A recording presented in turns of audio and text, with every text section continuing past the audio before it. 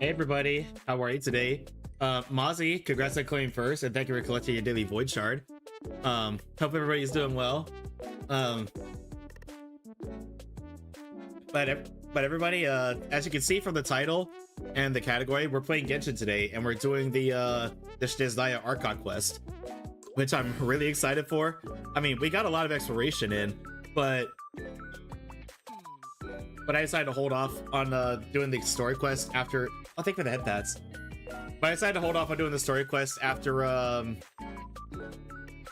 let's see, after Berryleche, because I'm not gonna lie, I was a little bit more tired than I was expecting. So we just did exploration. Well, today we're gonna be doing the story quest. So not too long of a just chatting session today, because I hear the story quest for Snezhnaya is a bit on the long side. But we'll get right into it. I, of course, will be chatting with you as we're doing the story. But yeah, let's get to the game, shall we? So we're here at the train station. I believe we came with Alyosha. I don't remember how to pronounce his name. But now we're getting ready to board the train to go to Snezhnaya. Oh, right.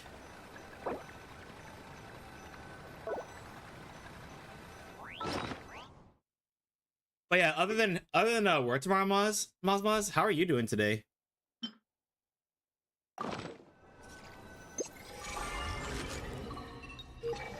Oh wait, hang on. All train.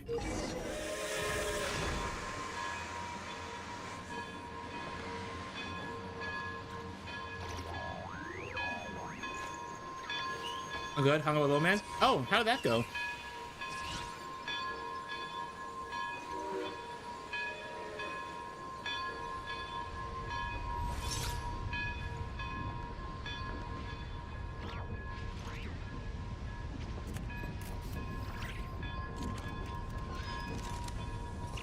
It's about time we throw another tea party, don't you think? See, he was a picture he took on Locust server. Oh yeah, I think I did see that he uploaded. I'll take a look after stream today.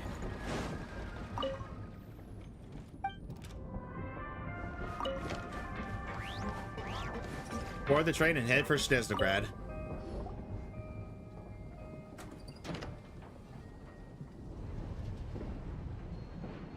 Yeah, I love the pictures that that little man takes on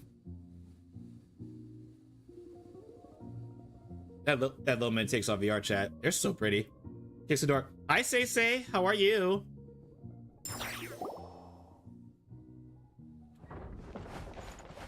Yo, Say, I had a lot of fun with you, Jelly, and Clover, playing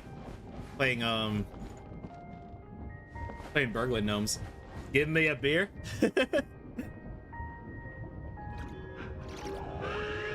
Yo, I would gladly give you a beer, Say. We really had to build the railroad over a canyon, huh? You might want to avoid looking down if you're afraid of heights. No, it's not that.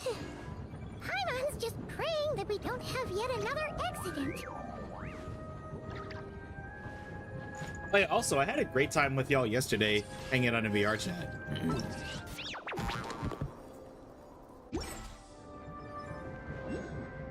But speaking of which, I think I'll be on VR chat again tonight. Reminds Paimon of Dragonspine. Paimon, do not remind me of The Dragonspine. domain of a Snegovic lord. A lot of the Snegovic retreated there to live in seclusion, so it's a pretty mysterious place. You hear all kinds of stories. Even the residents of the nearby town of Svietlo-Lidovka steer clear of the summit, and they make a living off of harvesting prime ice. Party palace again? Ugh, Oh, by the way, a mutual friend of ours, Snezhnaya get to me just Meowchick ahead. recently, so I'm gonna have to add that to my stream rotation at some point. Oh, your birthday's a week away, Say. Are you excited?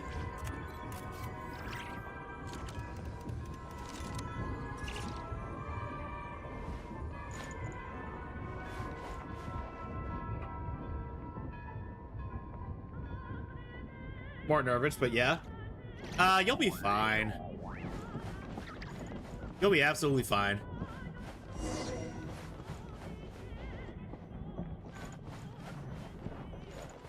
All right, this is our stop. Let's get off the train.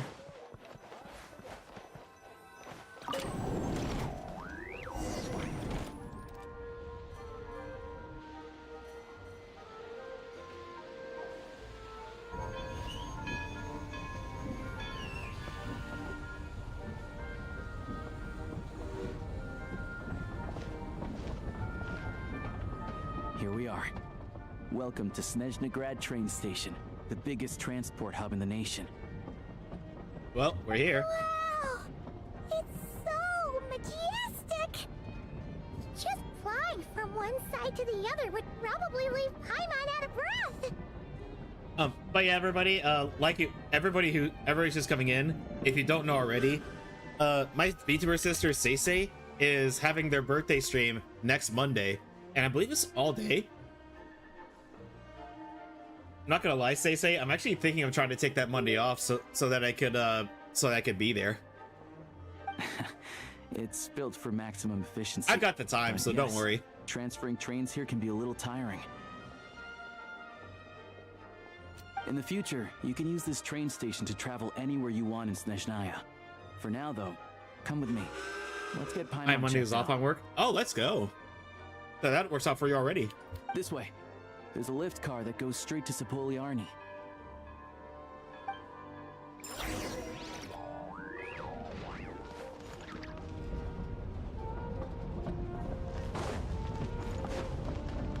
Look!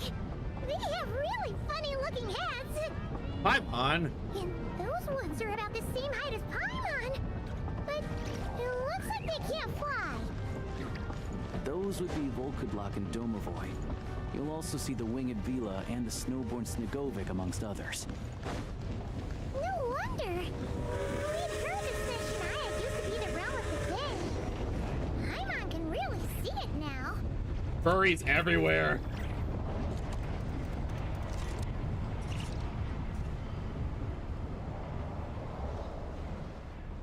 To the left is the market of Zolny. They sell everything there. You can often find some nifty little trinkets. To the right, you'll see the Kurai Theater in the distance. Look at that! Incredible!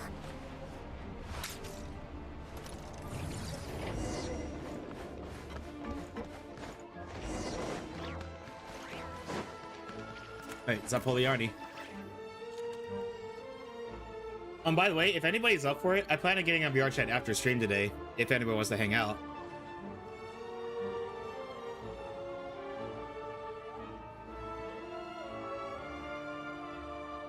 Wow!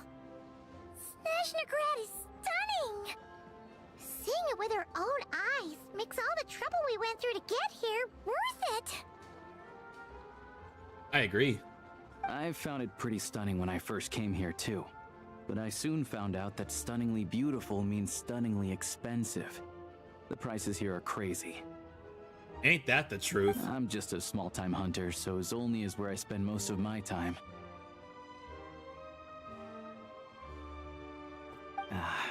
This way will take us to Podvorier restaurant. They offer food and lodging there. We So had you the can same get thoughts, settled Stacey. in while I fetch the doctor. Is that gonna be stunningly expensive too? Don't you worry about that. Yeah, I mean, there are places to stay in Zolny, but I highly doubt they'd meet your standards. Most of the stoves are out of crystal, the windows are drafty, and at night, four-legged roommates come out to play, sharpening their claws on the roof beams and floorboards. Oh, that's lovely. Yep, no way! Not a chance Paimon's staying anywhere like that! What happened to sponging off Maybe me? we can split the cost of the room between us? Paimon still has some savings left. What happened to sponging off me? Come on, it's tradition. Fine then. It's your treat. I didn't take much convincing, We'll did save it? your money for buying a nice little cake. Don't worry. You'll get some too. It's very kind of you, I'm Paimon. glad to see you've perked up. If you find yourselves in the mood for some sightseeing later, there's a few places around here worth seeing.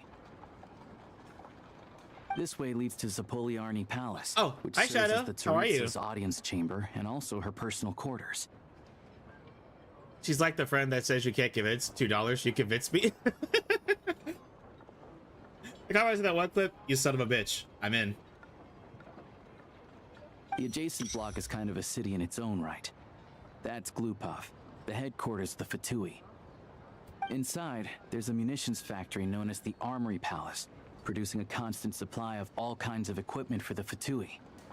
A lot of important research happens there too.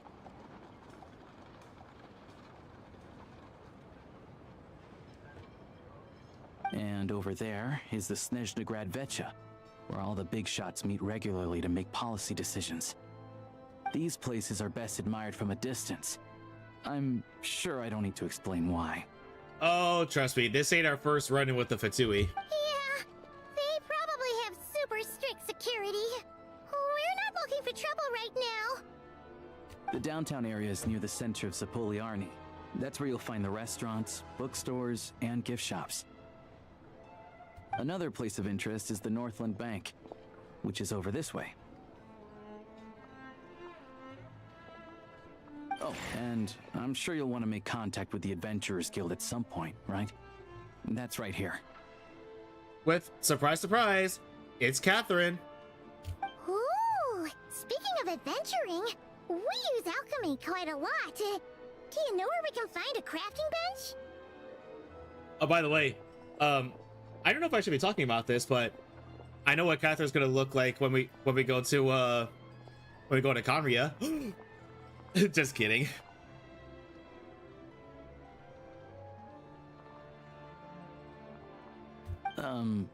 No one practices alchemy at Snezhnaya, I'm afraid. Apparently there's some historical reason for it. I see. Oh, we'll just have to use the one on the train then.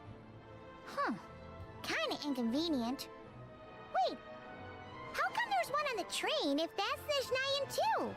Maybe you can look into the historical reasons later. Yeah, I don't know. Not my area of expertise. Still, I wouldn't say the absence of alchemy makes life here any less convenient. I know one city that I think Albedo wouldn't want to visit for by choice. Anyway, That Albedo. finally, Yeah, there's Albedo. I said Zolny in Albedo. that direction. It's mostly residential buildings and factories, but there's a few shops too. Worth a look around if you're interested. That's about it.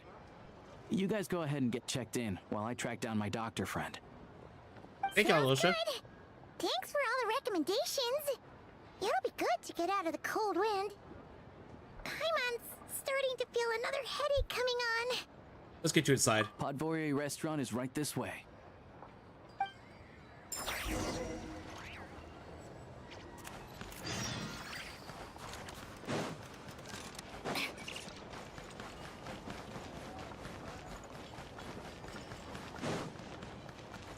By the way, chat, y'all are cute.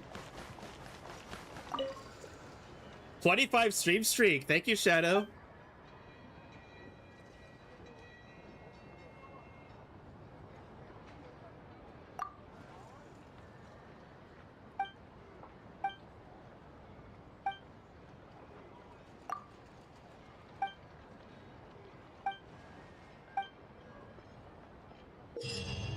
There it is. Add Astra Abyssosque.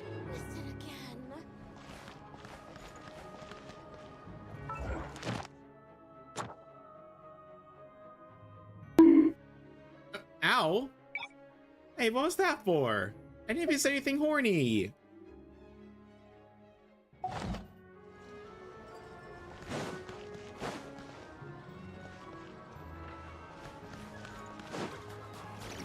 Y'all are mean to me, blocking me for no reason.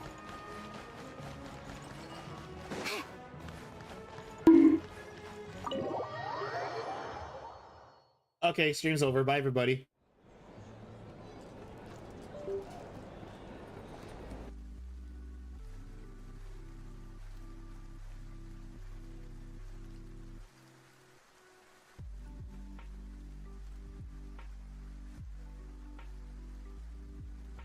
What you pay for, huh? Paimon likes I'm his room. kidding. I wouldn't end stream because you balked me. I love you guys. Feeling better now? Feeling better now? Yeah, much better now that we're out of the cold. Oh, thanks for taking such good care of Paimon. Honestly, she feels kind of bad for throwing a wrench in the works. It's not your fault. If this were anywhere else, we'd be out investigating and adventuring by now. But instead, we're stuck here waiting for a doctor. It's okay. We aren't any other time pressure. You're right. No need to push ourselves too hard for no reason. A lot happened on our way into the city. Let's review what we've learned so far and try to figure out what to do next.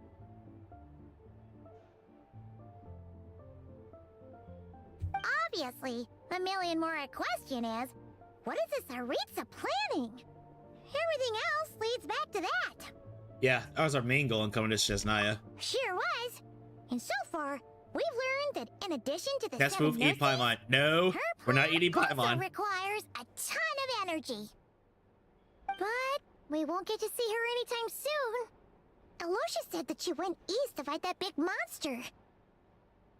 It must be a pretty powerful one if it can blanket the whole of Snezhnaya in a snowstorm this awful.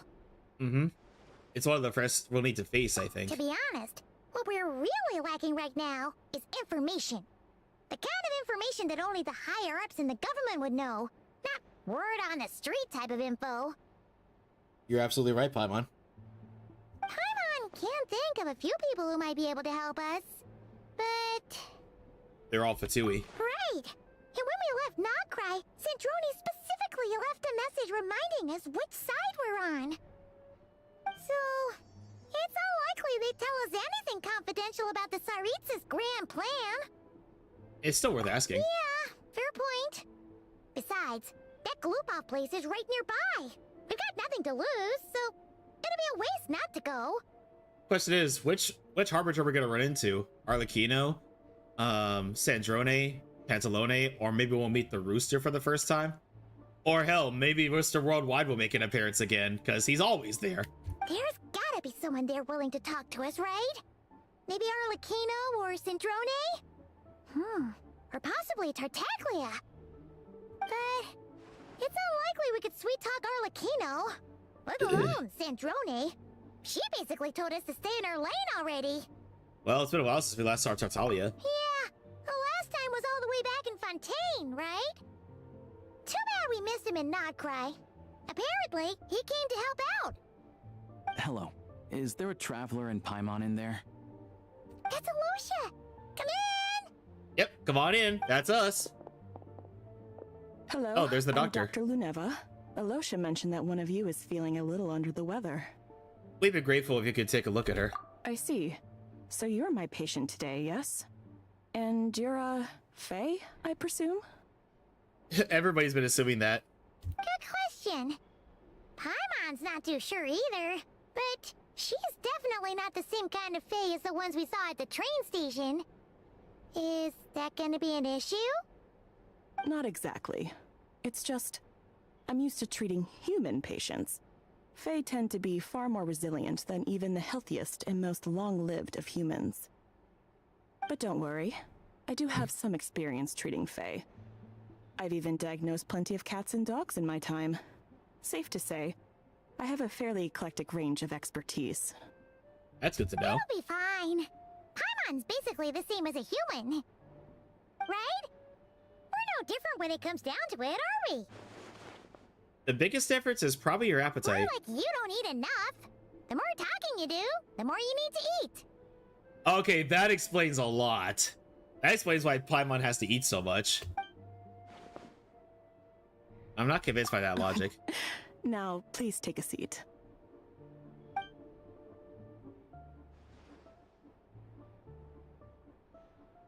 Okay, vital signs are good. Test results are all within normal ranges. I don't think it's anything serious. More than likely, you've just caught a cold. Oh, by the way, everybody, when I canceled stream last Thursday and just did Friday and Saturday streams, I didn't realize I completely forgot to vote for Husbando of the Week. But seeing it, so we'll just pick up again on Thursday. Sorry, everybody. I can give you some medicine to tide you over, but as long as you rest properly for the next couple of days, you should feel better. Make sure My to keep voice an still eye on there. your temperature, though. If you find yourself with a persistent low-grade fever, or if your symptoms don't improve, just contact me again. Oh, and thank you for collecting the daily void chart, Mozzie. Sounds like there's no cause for alarm. Yeah, let's see how it goes over the next few days. Thank you, Doctor. You're very welcome. Just doing my job. I'll leave you in peace now. Time to visit my next patients. Take care. You heard Take the care. doctor. Best you rest up here for a couple days. No sightseeing for the time being. I'll sit to the local area then. All right, then. Guess we've got no choice. Let's just treat it as a short vacation. That's a good way to put it. I have to get back to it.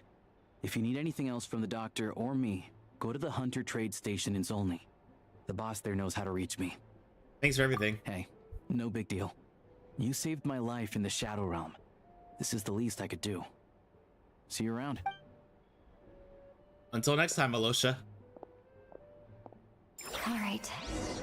Time to find Child and see what he can tell me.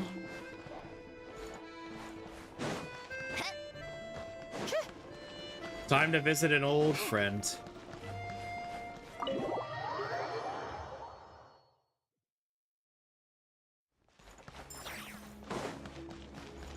I have a feeling we're gonna get stopped by another Harbinger, though.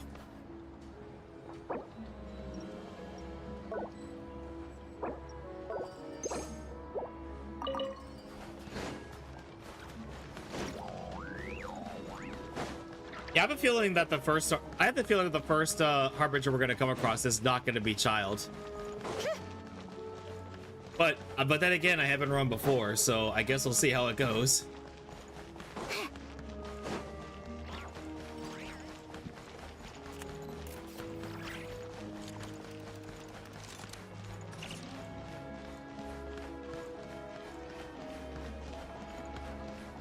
Yep, that is definitely the Fatui.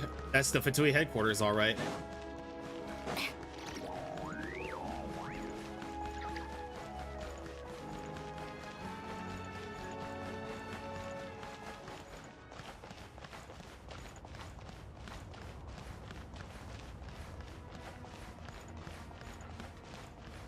Security checkpoint.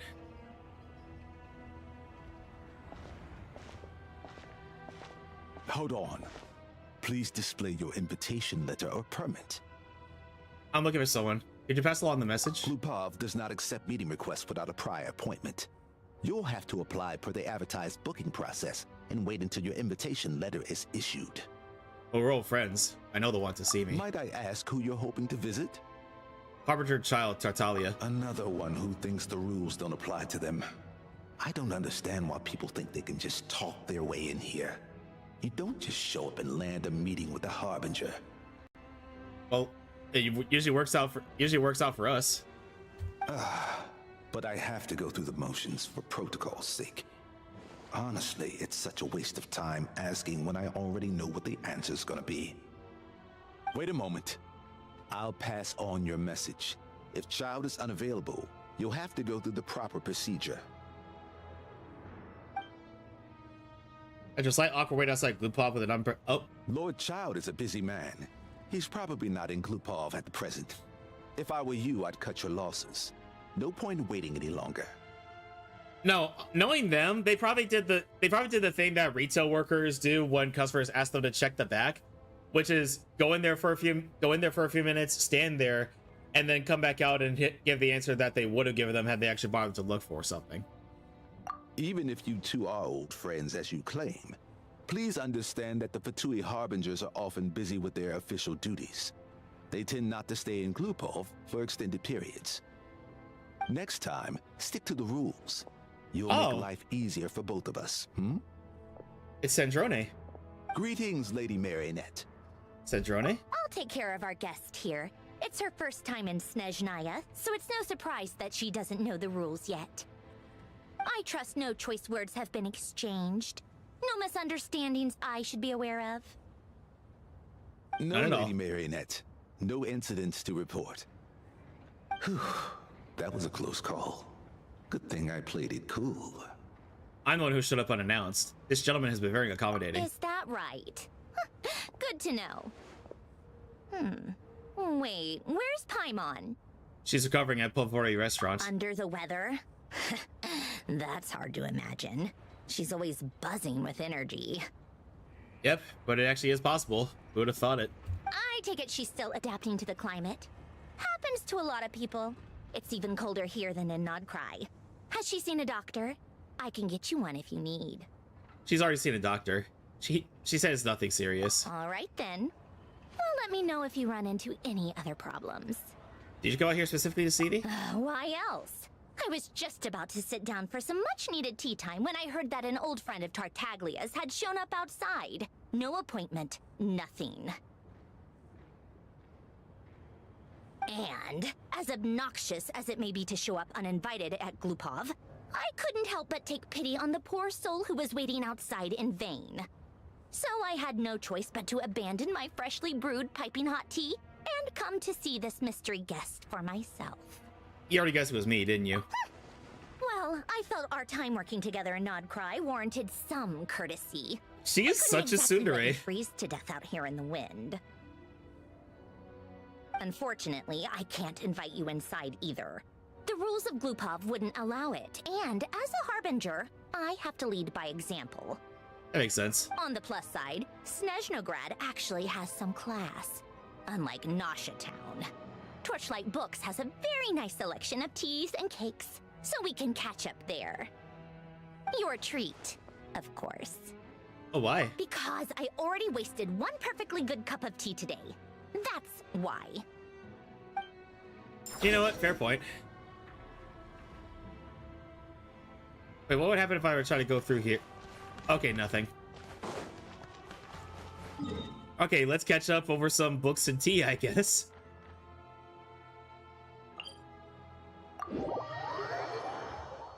Okay, we're still doing good for time.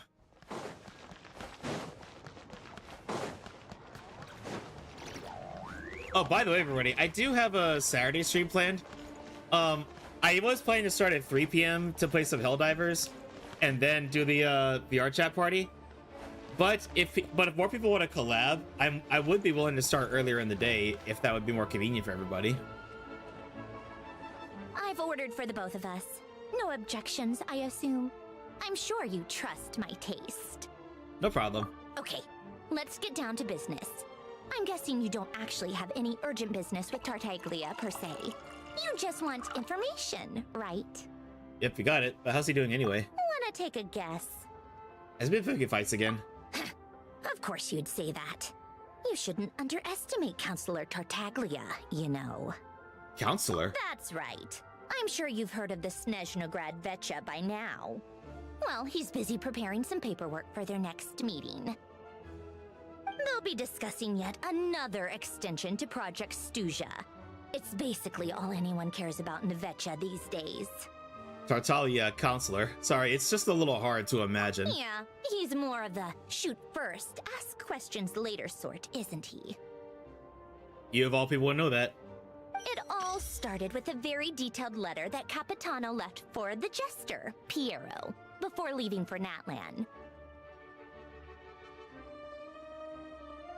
In that letter, he detailed the future arrangements for his subordinates. All of his key people were reassigned to Tartaglia.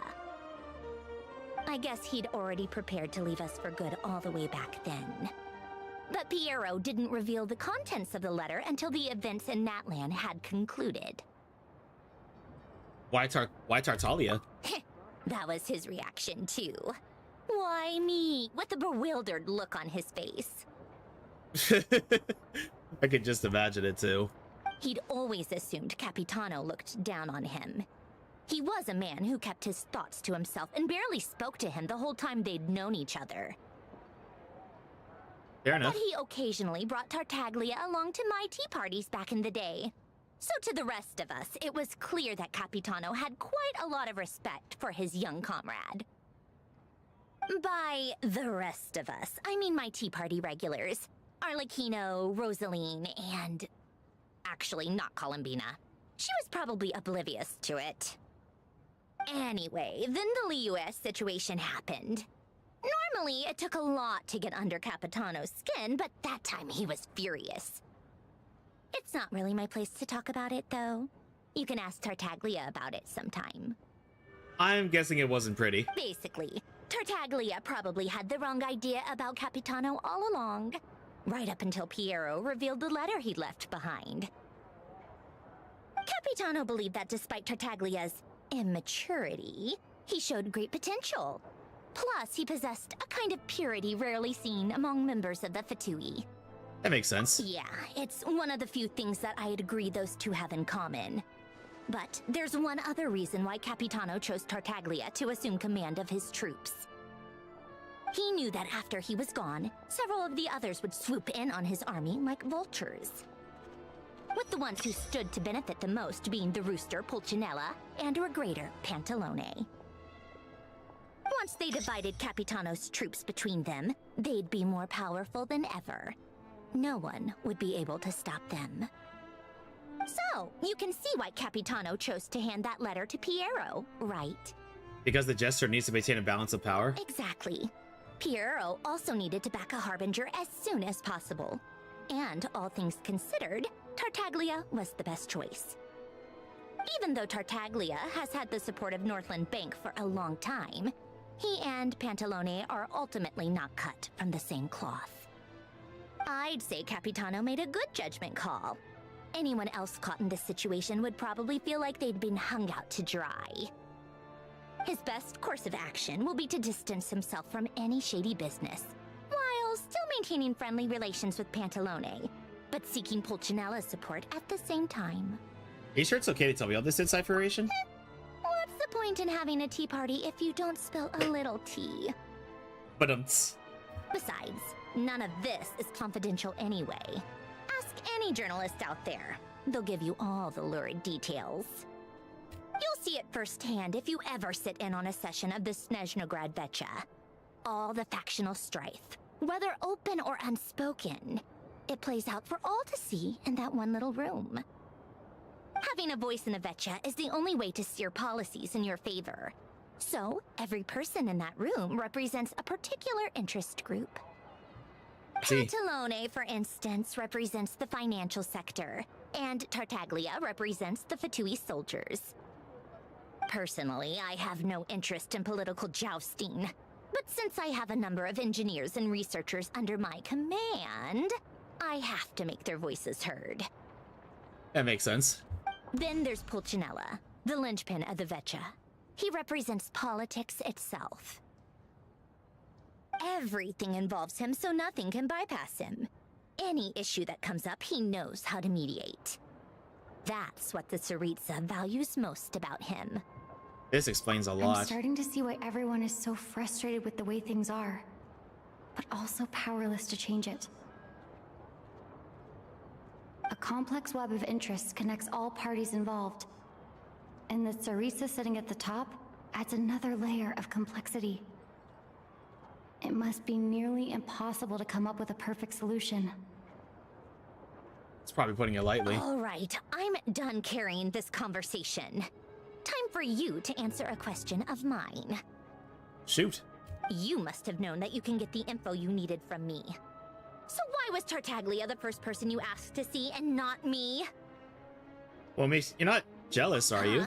Jealous? As if. As if. Wait. Oh, I think I know what it is. Columbina passed on my message to you before you left Kurai, right? I only meant you should be mindful of which side you're on. Is that actually why you didn't ask for me? Because you took that to heart? I wanted to make sure I wasn't being disrespectful. Fair enough. It's not your fault. I blame all these politicians I've been hanging around with lately. Always beating about the bush when they talk. I guess it must have rubbed off on me. Anyway, just ask for my help next time, okay? Little things like this are no problem. Lady Marionette. What now? Can't you see I'm on my break? Whatever it is, just leave it on my desk. I'll look at it later. Sorry to disturb you during your break, ma'am, but I'm afraid it's an emergency. Isn't it always? I've told you before, fixing the tracks and transporting ice blocks does not constitute an emergency. The equipment in Svietlo-Lightovka is in urgent need of maintenance. With how the weather's been recently, we suspect that the cause is a buildup of snow, exceeding the maximum weight limit. The supports on one of the machines broke and fell, awakening a dormant beast and leaving many of the ice miners trapped in a nearby ice cave. I think that constitutes an emergency. Odette's team was nearby and launched a rescue operation, but we're still facing a severe manpower shortage for both the rescue and engineering teams. I guess that's it then. Our tea party will have to end here. I'm the only engineer you'll need. But I kind of want to go with you, but I promised Paimon I wouldn't go too Do far. you actually want to come with, or are you just saying that? I can't just stand by when people are in danger. Nice of you to return the favor. I'll have a couple of people look after Paimon. They can let her know that you had to step out for a while. Given how urgent this is, I'm sure she'll understand. And honestly, I'd rather have your help than anyone else's. Between your skills and experience, you'd be reliable help. Great, thanks. Sounds like a plan. Then let's go. You, take 2 people to Podvorye restaurant. Find her room and watch it like a hawk until we get back. If anything happens to Paimon, you'll be answering to me. Yes, Lady Marionette. Okay, so even though she, handled like the usual tsundere demeanor that she does, it's still very nice of her.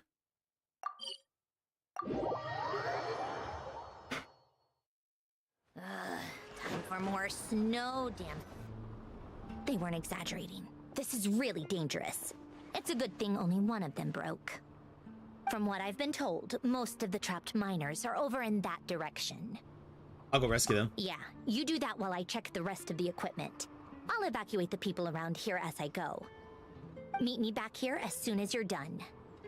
Yes, ma'am.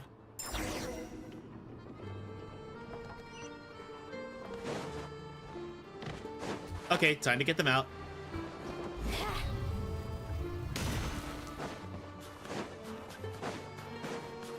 Time to say bye. Exactly.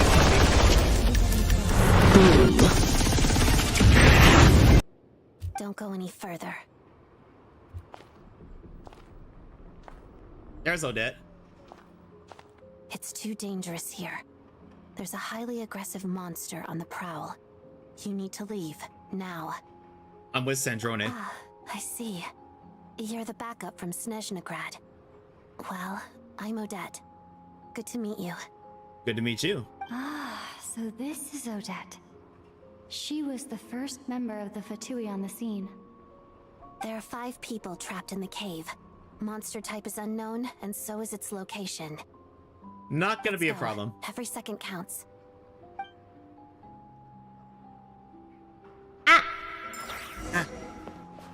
Exactly. Ah.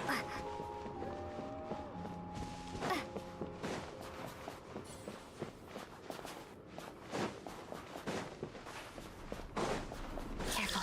Something's moving.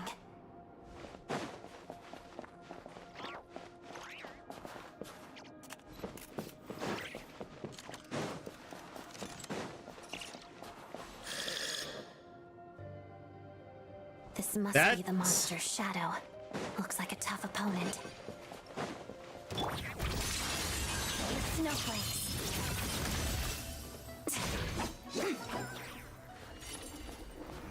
Anyways.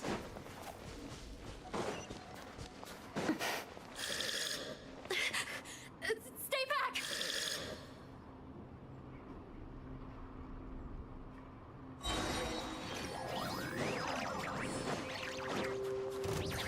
Shadow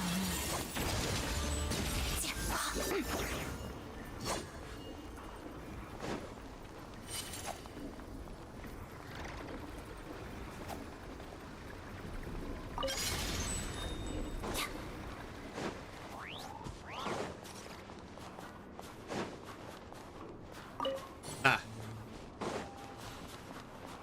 Alright, into the cave we go.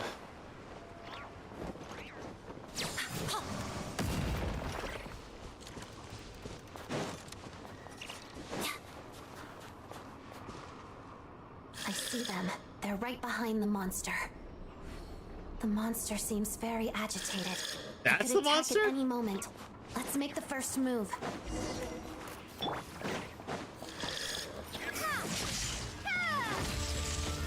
Together. Witness the snow Hey, boy storm dragon. flames. Hi, Locust. How are you?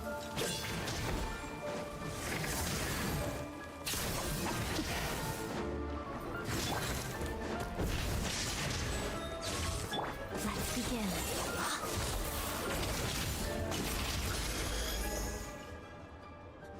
But anyway, hang on. I'll give you a shouty in just a moment. Thank you for saving us. We'd have been monster fodder otherwise. Thank you. Thank you. Yeah, what are you up to today, Locust? Also, if you're not doing anything after I finish stream today, I'm planning on getting on VR chat if you want to hang out. Oh, thank you, Say for shouting out Locust. I appreciate you. You're welcome. You should be safe now. Follow this route out. She and I will stay behind to watch the rear. Sorry, buddy. Just checking something on stream real quick. Not on stream. In Discord real quick. I'll see. I gotta do some planning for Saturday campaign. Okay, yeah, gotcha. It's safe now. Thank you. Come on, let's go. This way.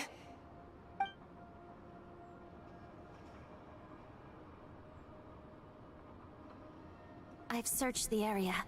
Pretty sure the monster made a tactical retreat. Was this its lair? Yeah, but with us here, it won't be coming back anytime soon.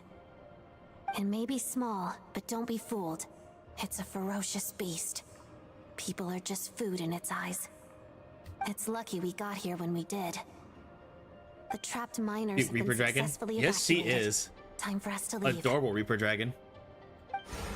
Wait, this place... There's... something unusual about it. Wait, what's about to happen?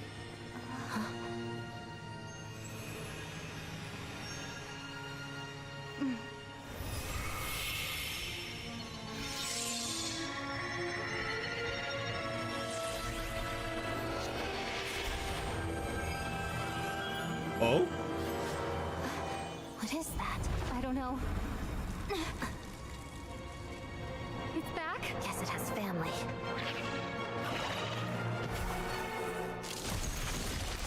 Yep, we got company. This way. Run!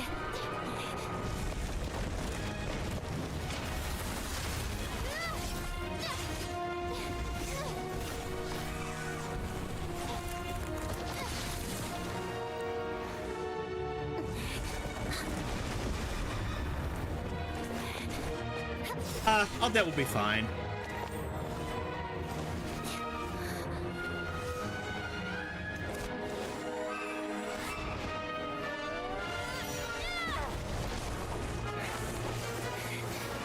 Thanks. Nice save. Get out of here. Yeah, campaign will be the sci-fi if I need to insert from you. The starting ship for the campaign is 3 votes for cargo ship and 2 votes for attack ship, so your vote is the deciding one. My vote's on cargo ship, Locust.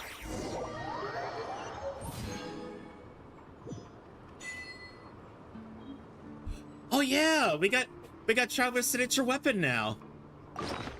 Oh, hi Vey. So you wanna How you doing today, Vey? It's good to see you.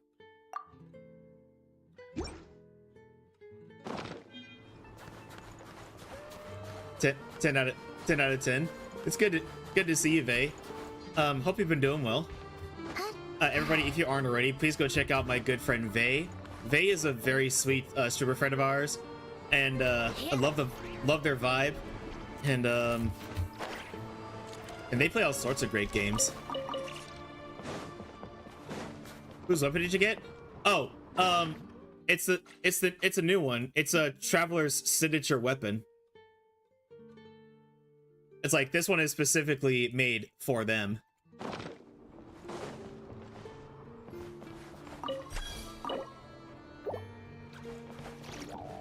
yeah, it only took what seven or 8 nations to for them to finally get their own weapon. Actually, no, that's not true. There was also that sword that that travelers get for like as a pre-order bonus, but unfortunately I missed out on that one. But hey, at least Traveler has their own weapon now. One that anybody can get once they reach this part of the quest. Everyone's accounted for. We managed to rescue them all. I need to put away Minecraft in my off time. I get a little too hyper-focused in building. It's easy to do so. Oh yeah, Vey, I'm not sure if you have seen DMs that I've sent you, but I'm starting to throw VR chat parties more regularly now, and you're invited if you wanted to if you ever wanted to hop in. You really held your own today. I still don't know your name. It's Kurai. I'm an adventurer. Don't think I've seen you before. I'll remember the name. All right then. See you around. Hello, Lady Marionette. I hear the rescue operation was a great success. I knew I could count on you. But yeah, my next VR chat party is going to be this Saturday at 6 p.m. EST, if you wanted to hop in, of course. What brings you here, Odette? Here for a performance? No, a Fatui mission. I happened to be nearby and heard the crash. Performance? She hasn't introduced herself then. Odette is the prima ballerina of Snezhnograd. She's quite the celebrity. If you ever hear people mention the 2 crowning jewels of the Kurai troupe, they're talking about Odette and the prima donna, Vodianitsa. Vodianitsa? That's another character that's supposed to be playable. On top of that, Odette's also a rising Fatui star. It's looking likely she'll inherit the title of the Fair Lady. She learned all her combat skills from Rosaline herself. Used to be one of her most valued subordinates, too. You flatter me, Lady Marionette. If she's Rosaline's protege, that makes me... never mind. There's no need to bring it up. No point making things awkward. Yeah, for those who don't know, Rosaline is dead because of us.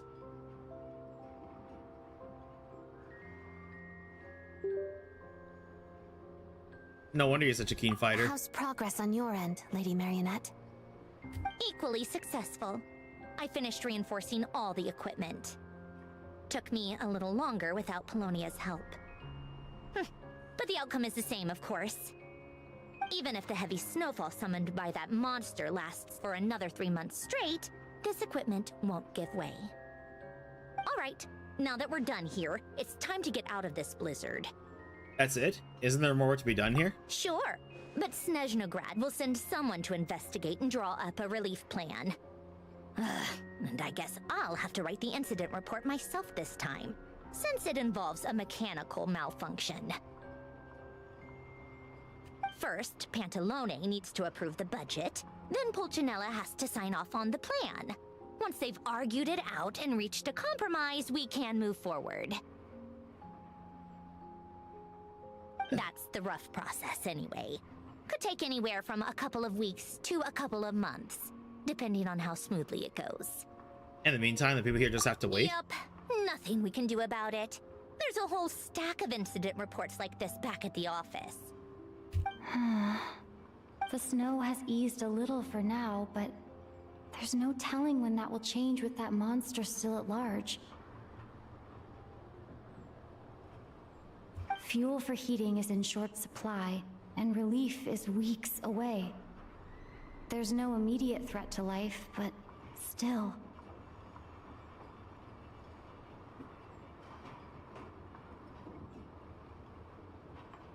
It just feels like there should be a better way.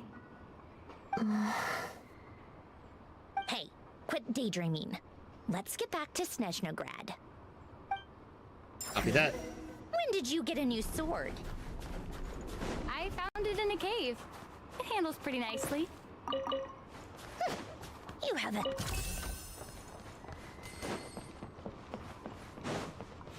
Oh, oops. Snezhnograd? Snezhnograd. But yeah.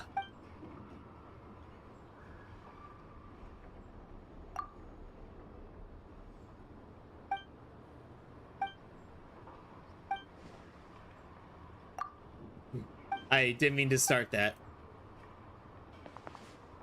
But yeah, after I'm done with this dialogue, you'll...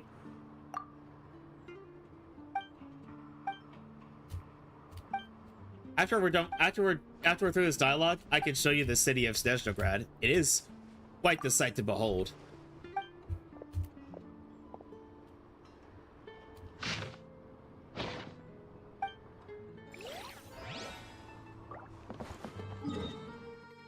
Okay, let me make this quick.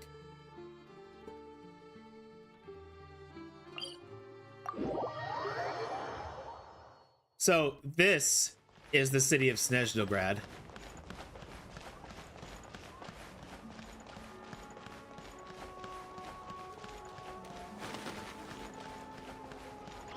Quite the sight to behold, isn't it?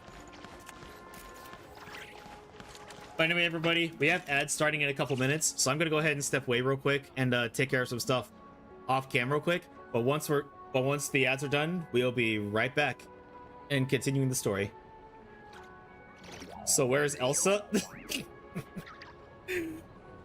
You know what? That's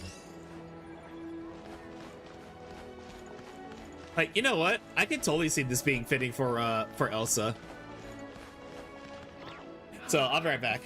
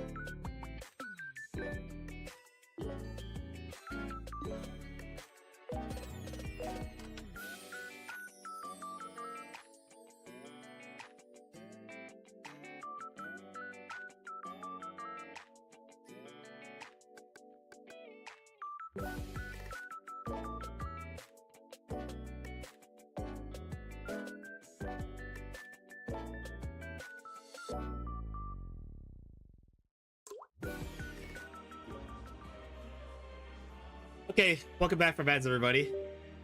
Again, so sorry about the ads, but I have to play 3 minutes of ads every hour to prevent pre-rolls. What do you have? Before I forget, let me give Traveler her new weapon.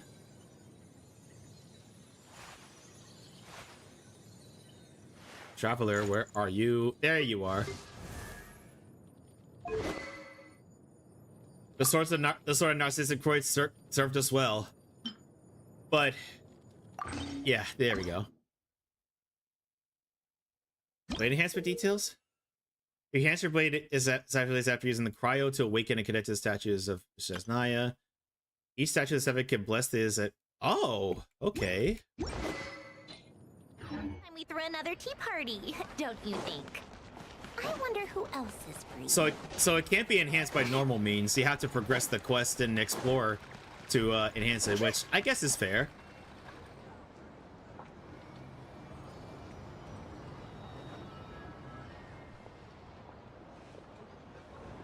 Oh, would you look who it is? I'm asleep, Kurai. All right, Mozzie. Well, if it isn't Counselor Tartaglia, Dressed well. Mr. Big Shot himself. And I need a tuck command. Let me see if I have any tuck emotes though. There we go. I'm gonna tuck you in, Mozzie.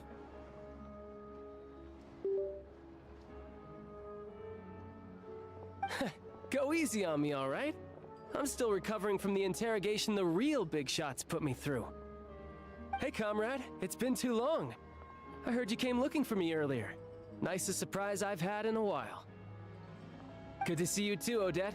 I'm guessing you guys just got back from Sviatlo-Lydovka. How'd it go? Sviatlo-Lydovka? Try saying that name 10 times fast. It went fine.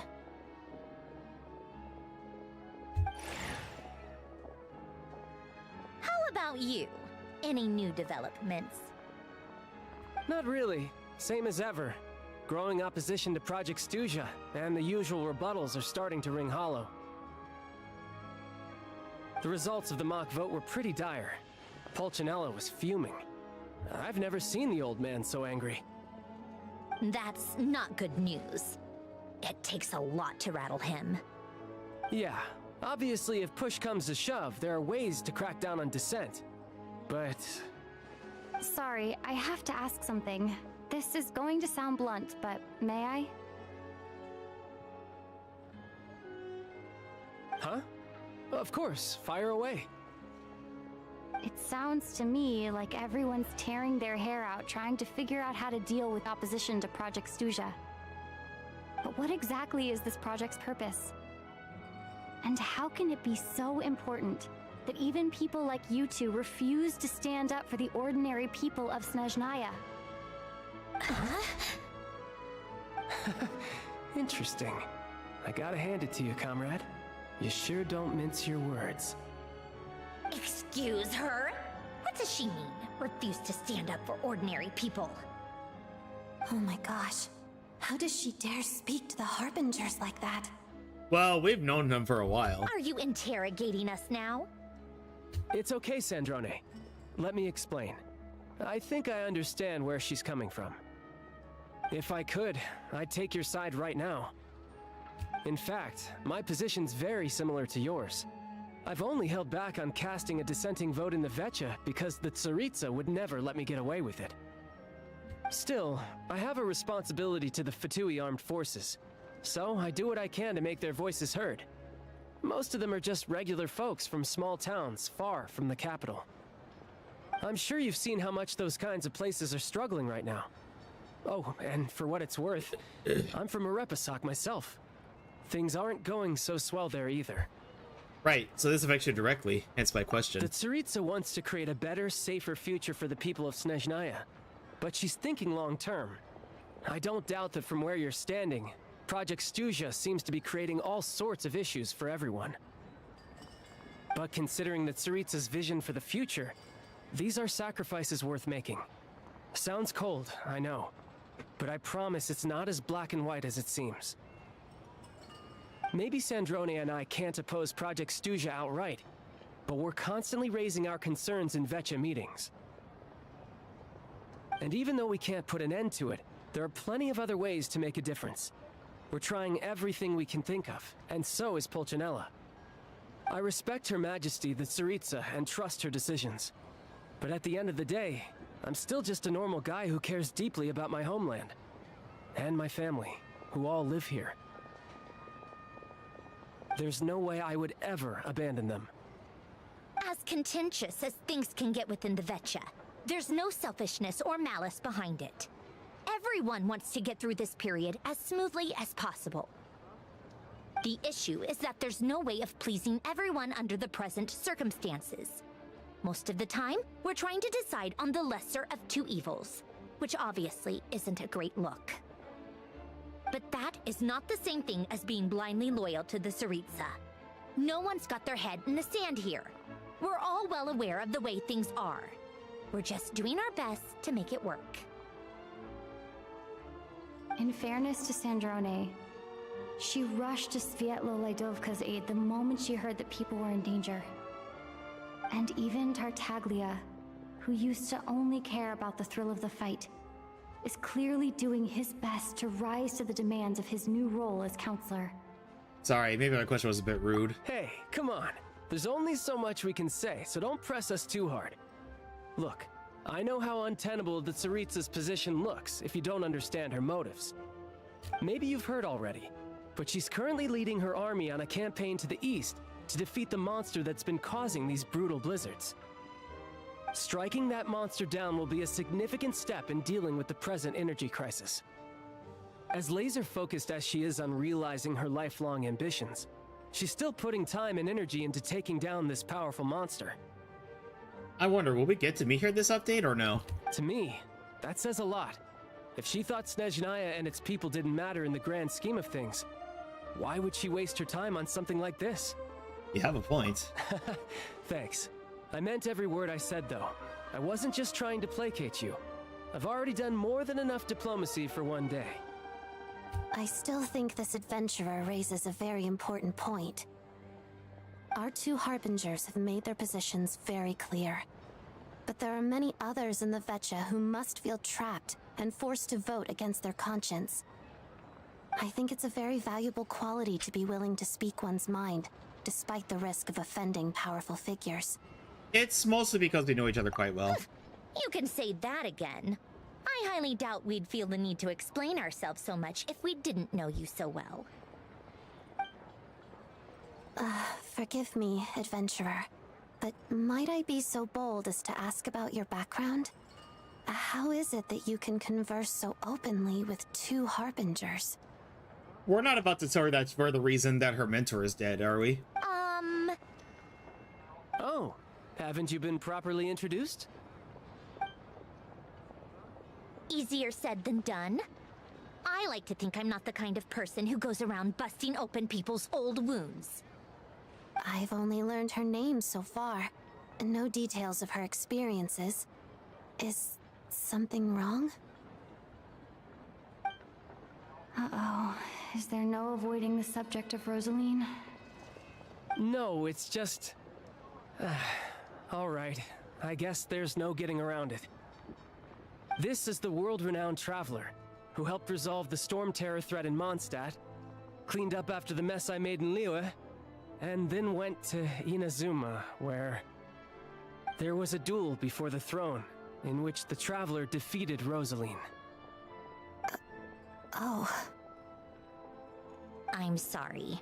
I didn't think you two would be seeing much of each other, so I figured it wasn't worth bringing up. It's fine. It was a long time ago. It's fine. Sorry. I just remembered that we have a rehearsal coming up. Please excuse me. I should get going. Now she knows.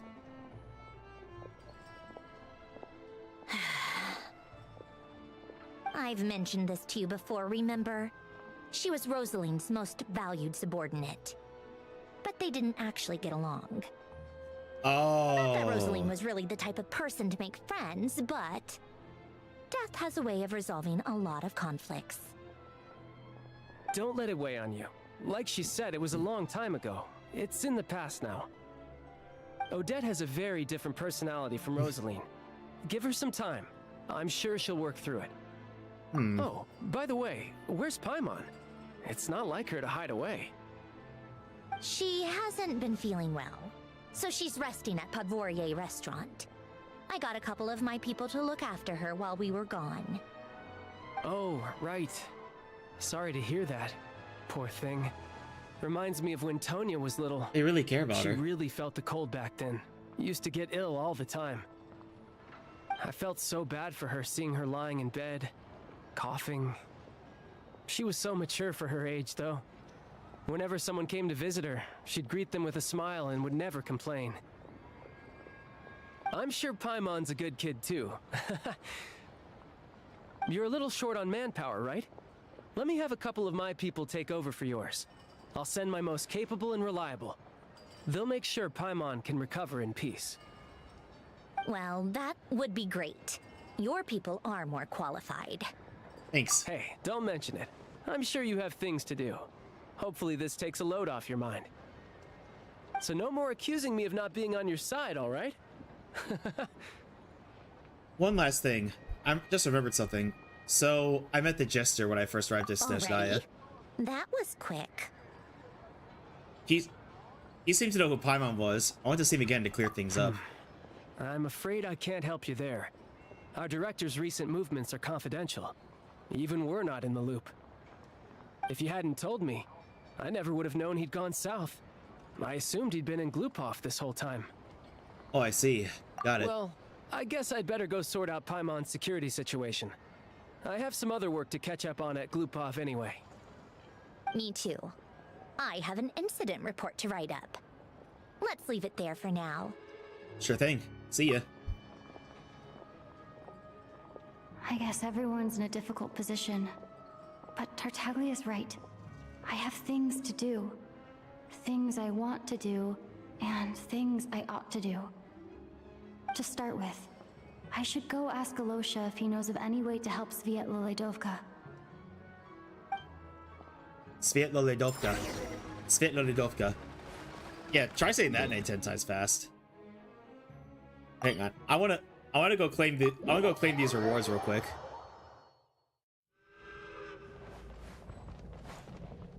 Welcome to the adventure.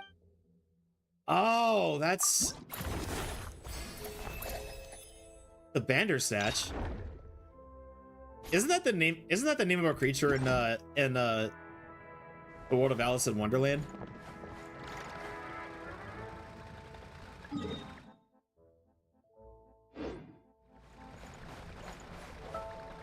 Welcome to the adventure.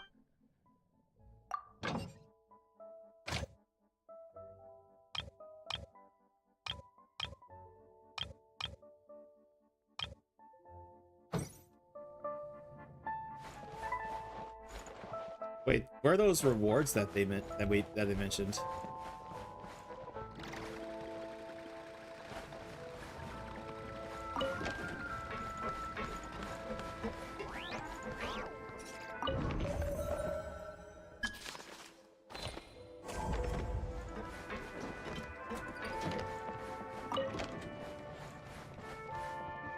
Welcome to the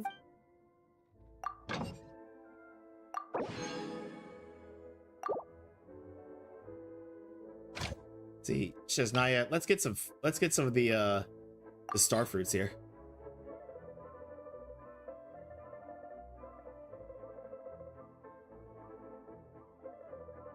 I guess it doesn't matter.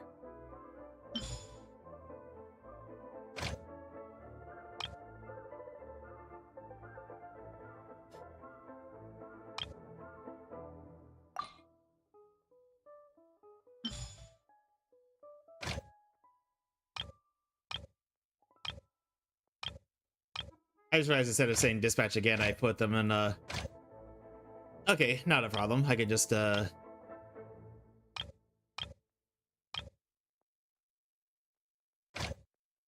was it? Okay, there we go. Let's see. Shenhe. Elon.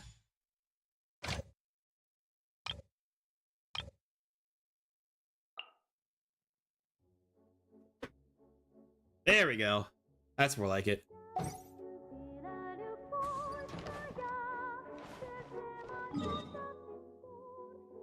Oh, really? That was the reward?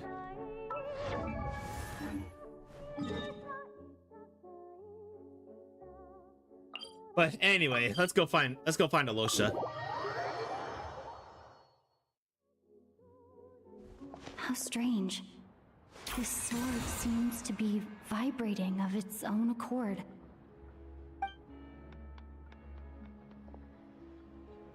It's a very faint vibration, but it's getting stronger as I get closer to the statue of the Seven. Does this sword have some connection to the statue? But all it does is vibrate, even when I touch it. That place I got this sword from was definitely out of the ordinary. Maybe I should try channeling the power of cryo? Well, I already did.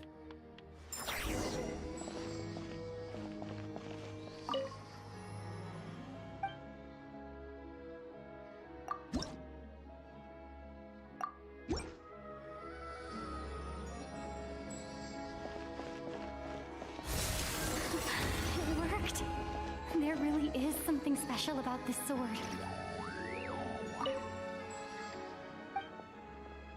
Enhance the... There we go.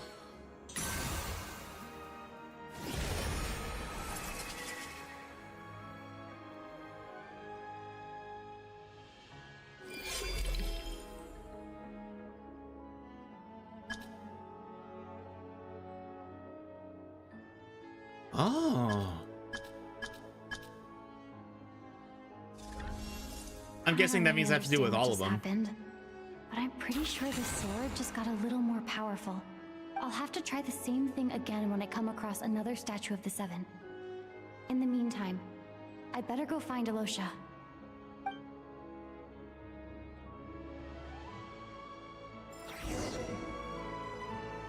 Okay, good. I'm actually a little relieved. I thought they were gonna force me to do more dialogue before I could actually go, before I could actually,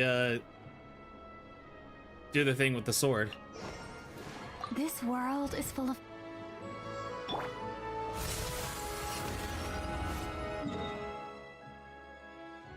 Let's see, how many statues are there? Okay, we already did that one.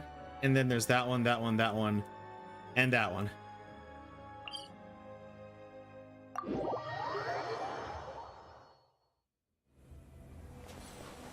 Yeah, I just want to do this real quick before we continue on with the quest.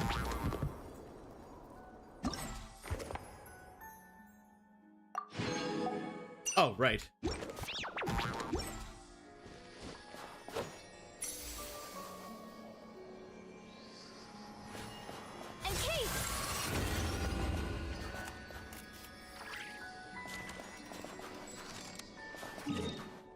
That is very convenient.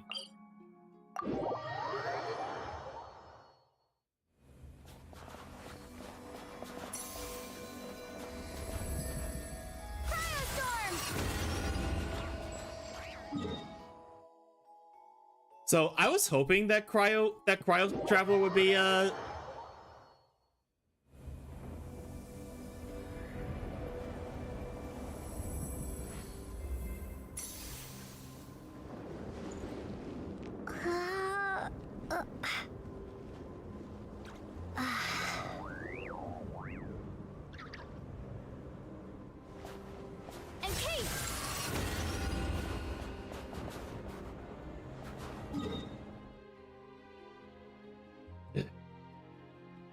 and then okay, yeah, it actually specifies which statues we can enhance at.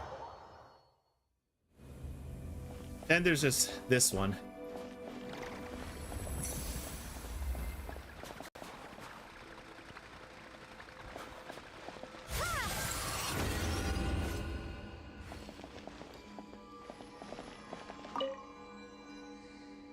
I think.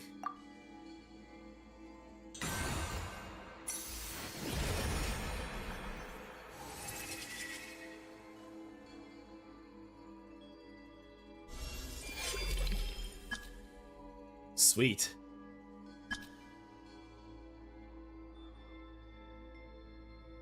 Awaken the statue of 7 and Snezhnaya with Kurai to enhance. What?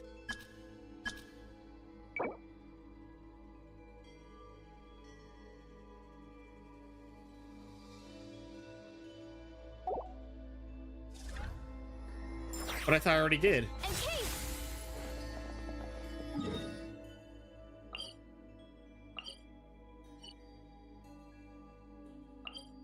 Oh, I didn't do all of them yet.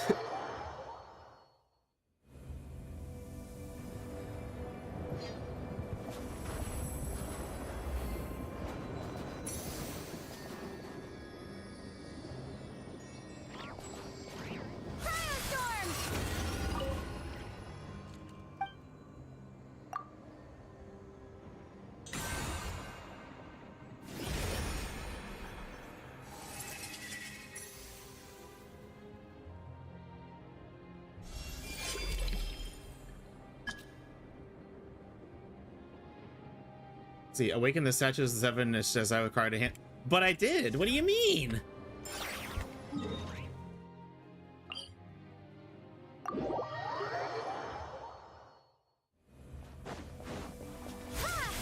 Oh, not only did I have to awaken them, I also had to interact with them. Silly me.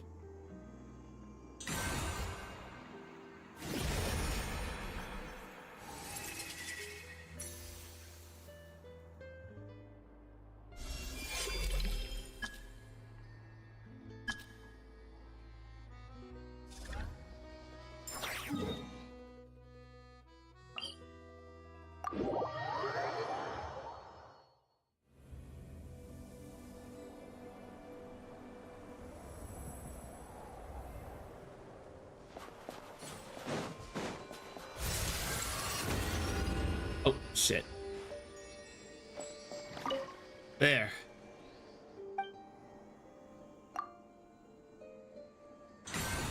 There, now it's level 90.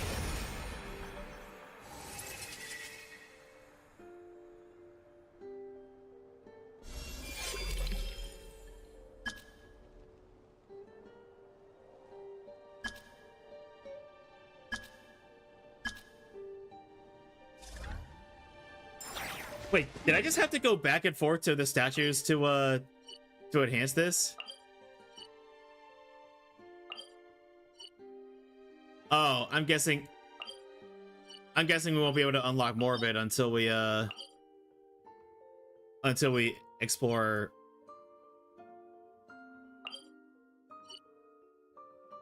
I'm guessing we won't be able to unlock more of it until another area is released, because those are all the statues of the 7 for now. But at least the sword is level 90 now.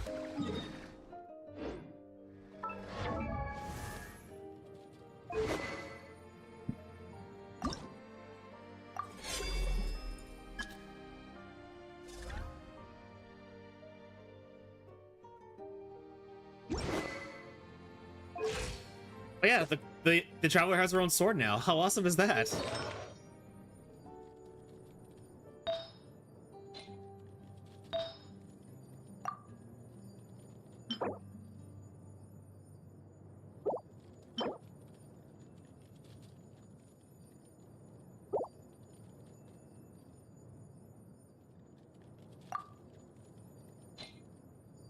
Oh yeah, I'll have to get a traveler a new artifact set later.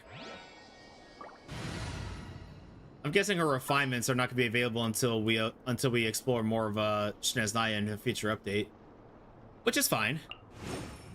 Where to this time?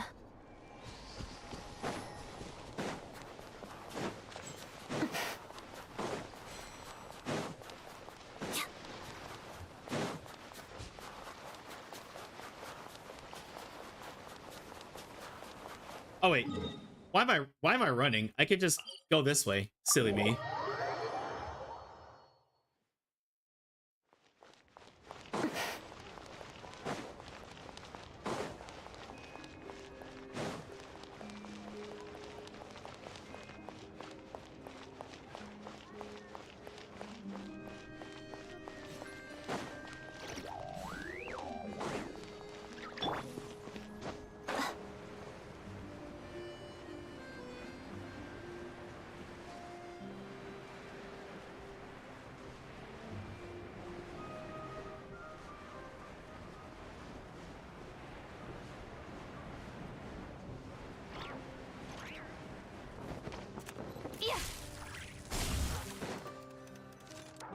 Alright, is Alosha here? Hello there.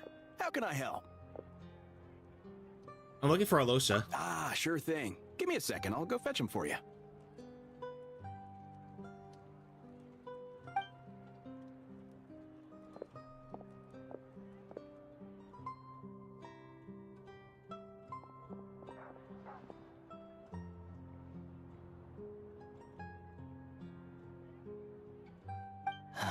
It's a familiar story. I've had similar experiences. Although Snezhnagrad doesn't deliberately delay or withhold relief, those first few days of waiting for help are always the hardest. It's a fundamental contradiction. If emergency relief can't be delivered in time, what's the point in even calling it emergency relief? So that's it? They'll just have to wait? Not necessarily.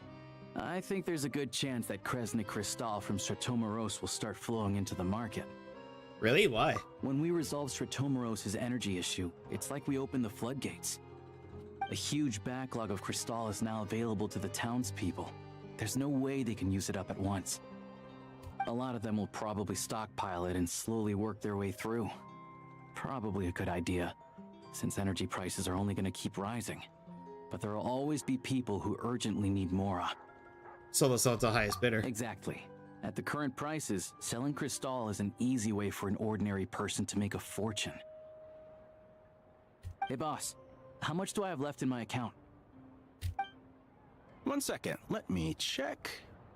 So, you're planning on buying the Crystal out of your own pocket? Yeah. I don't know if I have enough, so I'll chip in a little extra and buy as much as I can afford. Let me cover this. No, it's fine. You're new to Snezhnaya, and you have your own living expenses to worry about. Besides, you're already providing the train. It's okay. I volunteered for this. Here's your Mora. See what you can find at the market. But I doubt there'll be much Crystal left. Yeah, well, can't hurt to take a look. Let's see. Huh? What's Odette doing here? Oh, Alosha, and... Hello. Hello. I didn't realize you two knew each other. I also didn't realize that you two knew each other. Yeah, I take on some odd jobs in the city to supplement my hunting income. Sometimes I work as a cleaner or prop hand at the theater where Odette is one of the big stars, so I've met her a few times. When the weather's as bad as this, it's better for a hunter to adapt than to keep looking for game. Yes, and we sometimes need extra help.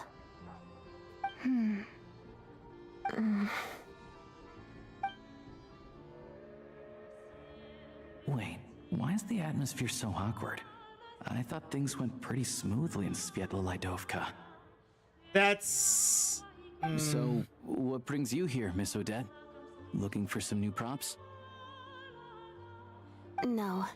After I got back to the theater, I couldn't stop thinking about the situation in Svietlolaidovka. It bothered me so much, I couldn't focus on my dancing. So I decided I'd come here and see if there's anything I can do. Couldn't let it go either. You too, I presume. I suppose that's why you're here. I didn't feel comfortable expressing my true opinions in front of the Harbingers. Not least because ordinary Fatui like me don't even know what Project Stuzha is all about. Without knowing the full picture, I can't make sense of it. And at some point, if things aren't making sense to me, I can't just keep going along with it. So many people feel the same way. They wish they could do something, but all kinds of reservations hold them back. Explains why groups like the Rokot are springing up to fill the gap. Yes. Well, that's one option. But there are risks to consider with organizations like that. The Fatui does not encourage their activities. Right, because things can get out of hand, and it's hard to hold the right people accountable when they do. I've heard about a few cases like that. Sandrone said Odette was on track to inherit the title of the Fair Lady. If so, she'll be able to find out what Project Stuzha is really about. Still, it's probably a little soon to ask her about that. There may be more to the story. What's on your mind? Nothing. I just spaced out for a moment. I think we can both agree that no matter which side you're on, it can't stop you from doing the right thing. Where there's a will, there's a way. I know what Rosaline did while she was abroad. You made the right decision, so no hard feelings. So, what's your plan? Okay, so she doesn't hate us for the death of La Senora. So there's that. Oh, we were gonna buy some crystal. I heard there's some on the market right now. Funny. I had the same idea. In that case, let me pay. I can claim it back as mission expenses. The real issue here is that government relief is behind schedule. Surely it makes more sense for the state to cover these costs than for us to pay out of our own pockets. True. It's a huge expense after all. Thanks for helping.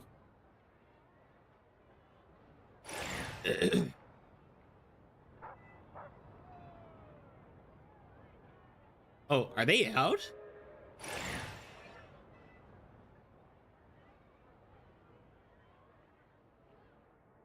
Let me see. I'll take it all, please. And I'll be needing a receipt. Right. Choose mission budget under the expense category, but be sure to specify emergency rescue operation in the description. Otherwise, the normal reimbursement limit will apply. Let's book this train. Regulations say that if we need to transport Kresnik Crystal during Project Stuzha, extra carriages can be added 1 hour before departure. Oh, she really knows what she's doing.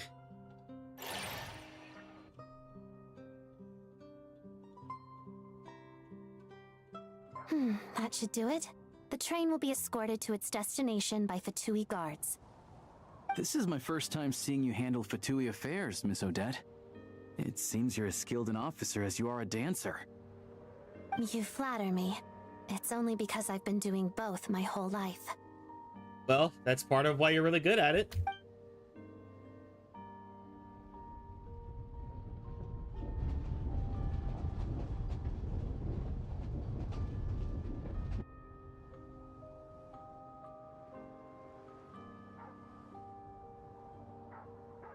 Well, I'm glad we're in safe hands. Anyway, I bet you've been non-stop today, am I right? Any idea how Paimon's doing? I've had my hands full, but I'm gonna go back to check on her What's now. wrong? Who's Paimon?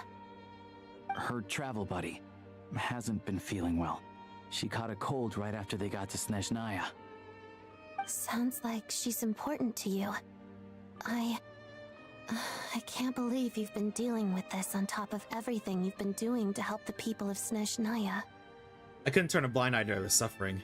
Paimon wouldn't want that either. I've got nothing going on right now, so I'll join you. I want to see how she's doing. May I come too? I have some candy that someone gave me back in Svietlolaidovka. Plus, I know a little bit about relieving cold symptoms. Sure, she'll appreciate the company, and she'll definitely enjoy the candy. All right then, let's go. Yeah, I hope Paimon is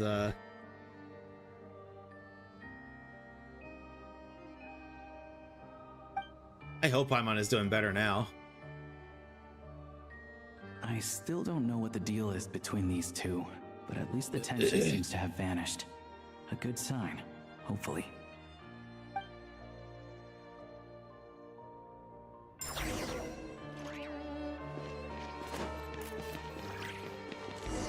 Oh.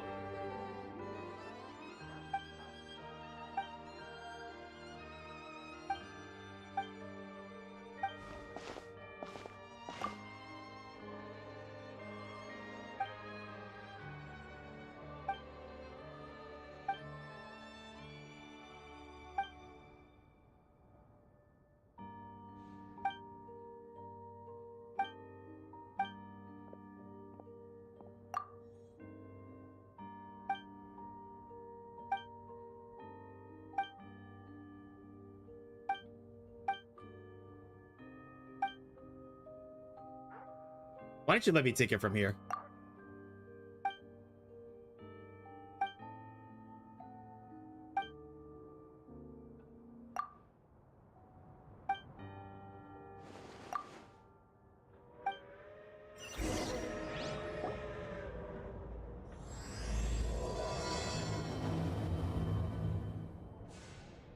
Oops.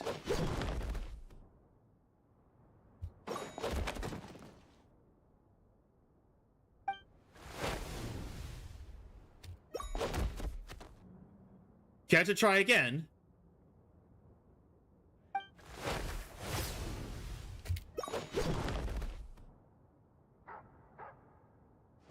Anyone else?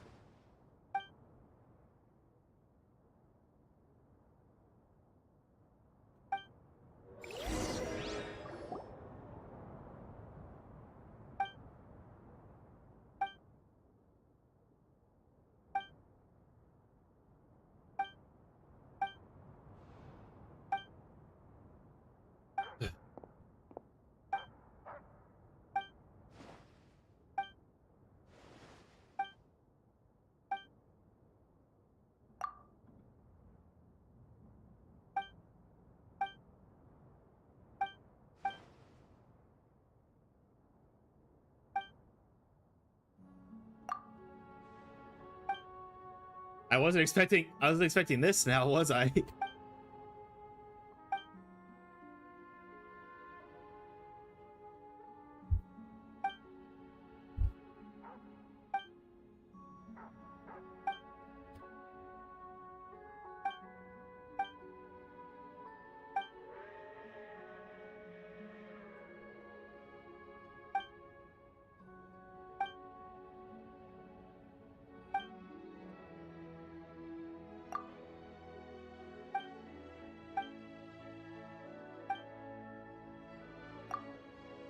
Sorry. I'm trying to get back to the Archon quest. I wasn't expecting this thing to open up. Ugh.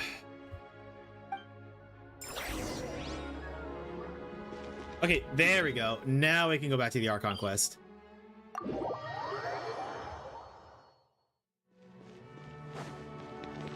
And actually, everybody, I need to use the bathroom real quick. I'll be right back.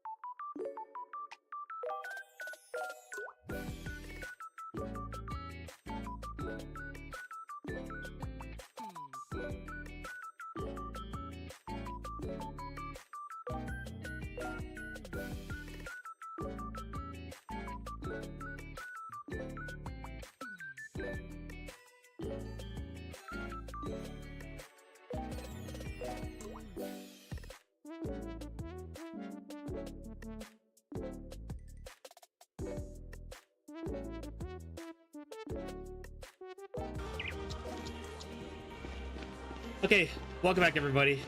Let's go check on Paimon.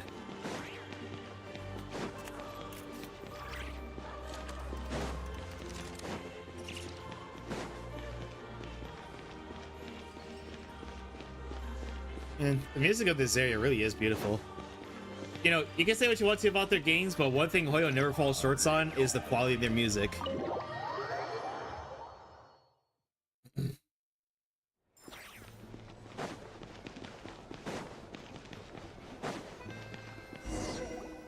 Hello. Sorry, but there's a sick person recovering in this room. Can I help you?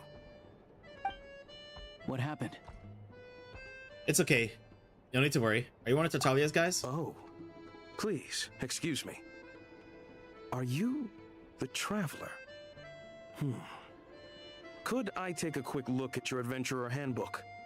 Master Child said I should verify your identity.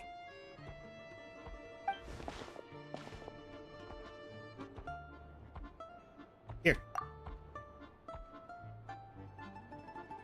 Ah, it's really you. Sorry for the inconvenience. We're under strict orders from Master Child to keep this room well guarded. At the same time, we can't interfere with Podvoye Restaurant's business. That would only seem all the more suspicious and draw unwanted attention to this room. Besides myself, a few of my colleagues are stationed in and around the restaurant, in plain clothes, of course. Rest assured, you're in safe hands.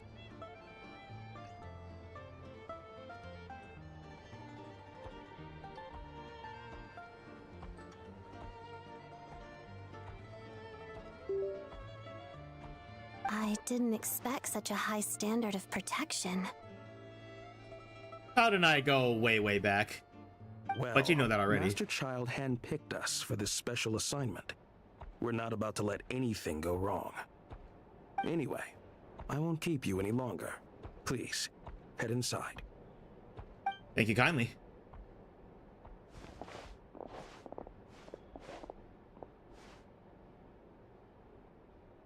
Oh, she's up and about. Traveler! Aloysia, you're back! Oh, hey! Who's our new friend? Hi, I'm Odette.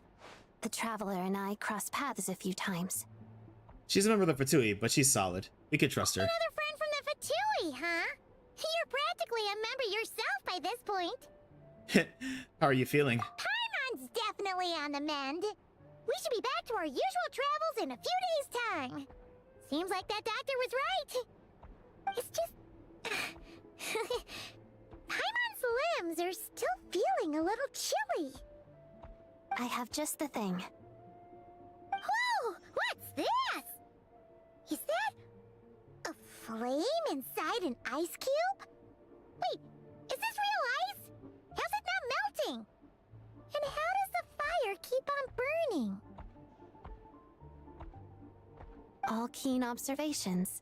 You're right. This is called Core Ignis. Or Ignis. Whenever I've caught a cold in the past, I found I recover much more quickly if I place this by my bed. You're welcome to borrow it.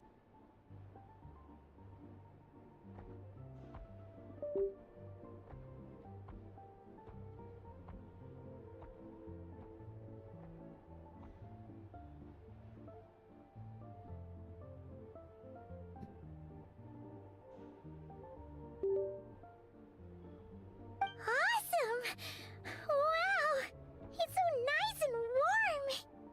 Oh, it's like magic. It's encouraging to hear Paimon be her here's little cheerful self again. Your name was Odette, right? How did you two meet again? Looks like she's in pretty good spirits. That's a relief. Any progress with your investigation yet? I couldn't get anything out of the Harbingers. No surprises there, I'm sure. They're not likely to let anything slip. I need to look into this Rokot organization. Rokot, huh? They might know what's really going on. Let me think. Members of the Rokot keep their true identities hidden, but I think there might be someone I can introduce you to. Leave it with me. Meet me at the Korylevsky troop tomorrow, and I'll tell you how it goes. Would anyone like a drink? I'm gonna head to the bar. Paimon will have... maybe some hot milk? Yeah. Paimon's in the mood for something warm. Enough with the secret chat, you two. Let's catch up properly in a minute. Paimon wants to know everything that's happened today. Yes, ma'am. It'll be kinda like Tabletop Troop. No reason why listening to a story can't be an adventure.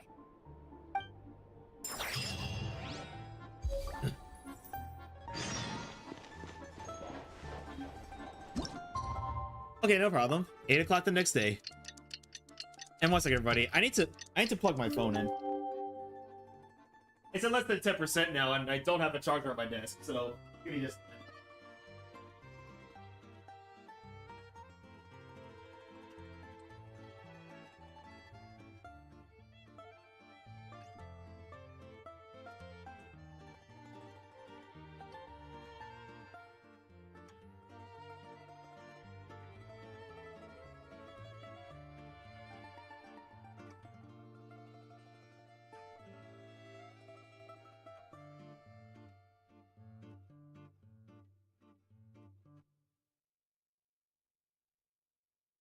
There we go.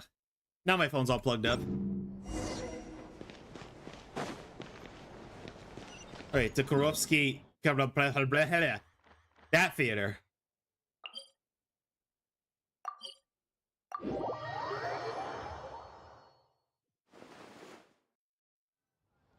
Ah, you made it. I've got some tickets, and I managed to set something up with the Rokot. It'll have to wait until after the show, though. Happy to stay and watch? I doubt you've seen the Korylevsky troupe on stage before. Of course, no problem. Pleasure. Here, this is the way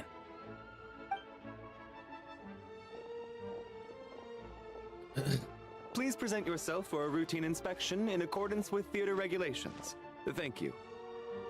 Let's see. Oh! Hey! Maple, good to see you, friend. How are you?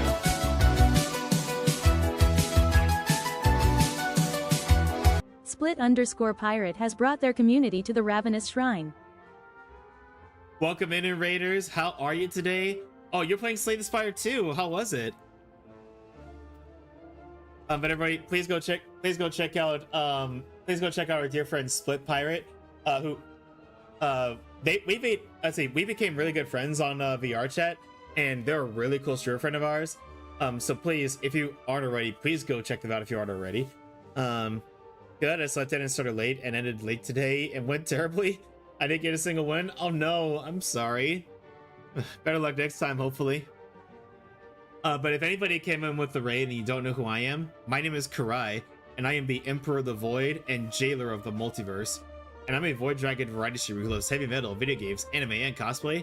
I mostly play JRPGs, gacha games, and Souls-likes, but I play just about anything. And well, today, we're playing Genshin, and we're doing the Archon quest. Wait, Snezhnaya released earlier this month, and it's years of waiting. Like, we've been waiting to see Snezhnaya ever since it got mentioned in the Mondstadt and Liyue days, and now we're finally here, and it did not disappoint. Yeah, I'm playing as a new character, being the Sunday guy, and I just kept getting unlucky. I understand. Nothing like a losing to RNGesus, huh? But hey, listen, friend. If you need to step away and do your post-stream aftercare, I totally understand. I appreciate you being here, but I understand that streaming can take a lot out of you. But if you want to stay in chat, I would love to chat with you. Also, after stream today, I plan on getting on VR chat as usual. So if you want to hang out, you're more than welcome to. But anyway, everybody, let's get back to the game.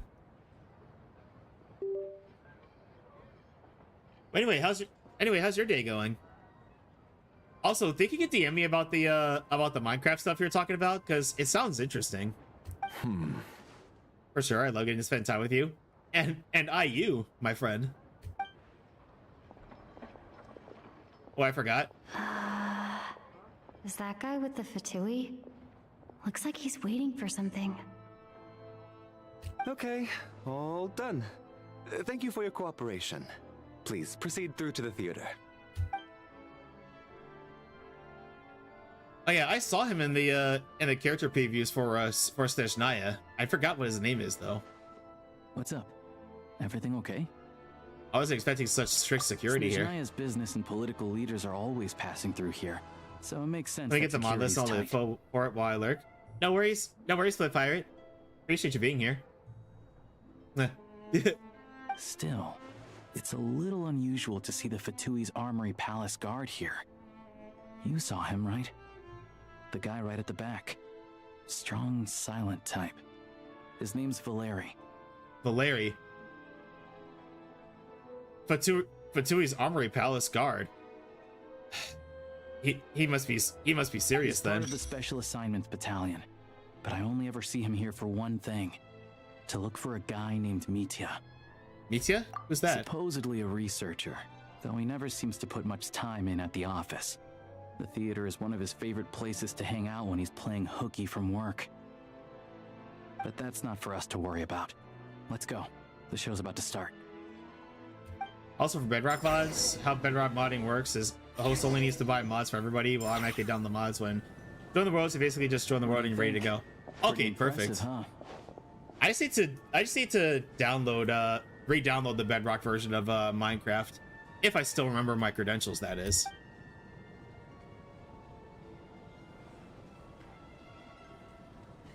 It reminds me of the Opera Epiclese. Oh, the one in Fontaine? I hear it's iconic. Never seen it for myself, though. Here we are, just in time. Sorry, coming through. Excuse us. If you're gonna show up late, keep your mouth shut. What's his problem? Whatever. No point arguing with people like that. Look, there she is. That's who I'm introducing you to later. She's the lead singer of the troupe, Vodyanitsa. Vodyanitsa? She's a Hydro.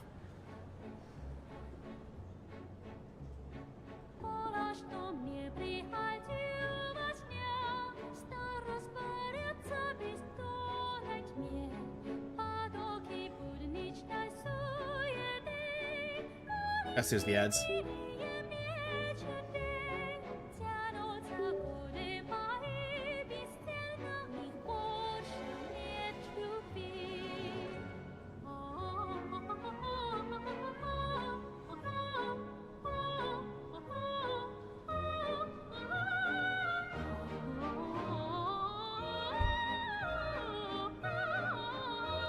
Hook me sideways with that opera? When and where, Lone Wolf? I mean, what?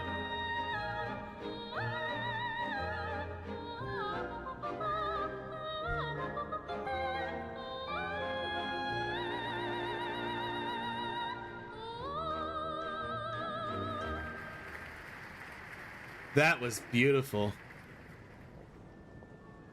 This leads directly to the green room. They're expecting us. Vodyanitsa will be waiting for us there.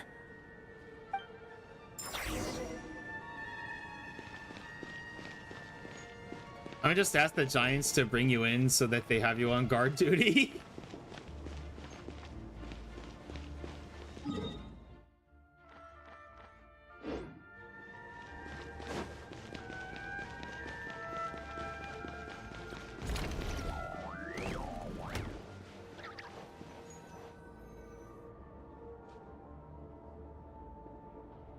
Hey there. Excuse me. Let's see. I do love you some good opera.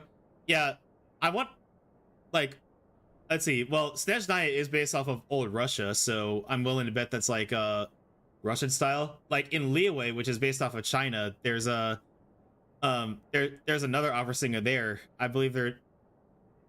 Why is my name blanking on who they are? But there's a unique type of opera there too. Can you believe it? I am so mad right now. Come in. Like I know the character I'm thinking of. I just can't think of their name right now. Storm's coming. Be safe, Shadow. I was expecting to see you here. Huh? You know each other? Oh wait, is this who you were telling me about? The one you met yesterday and couldn't stop thinking about?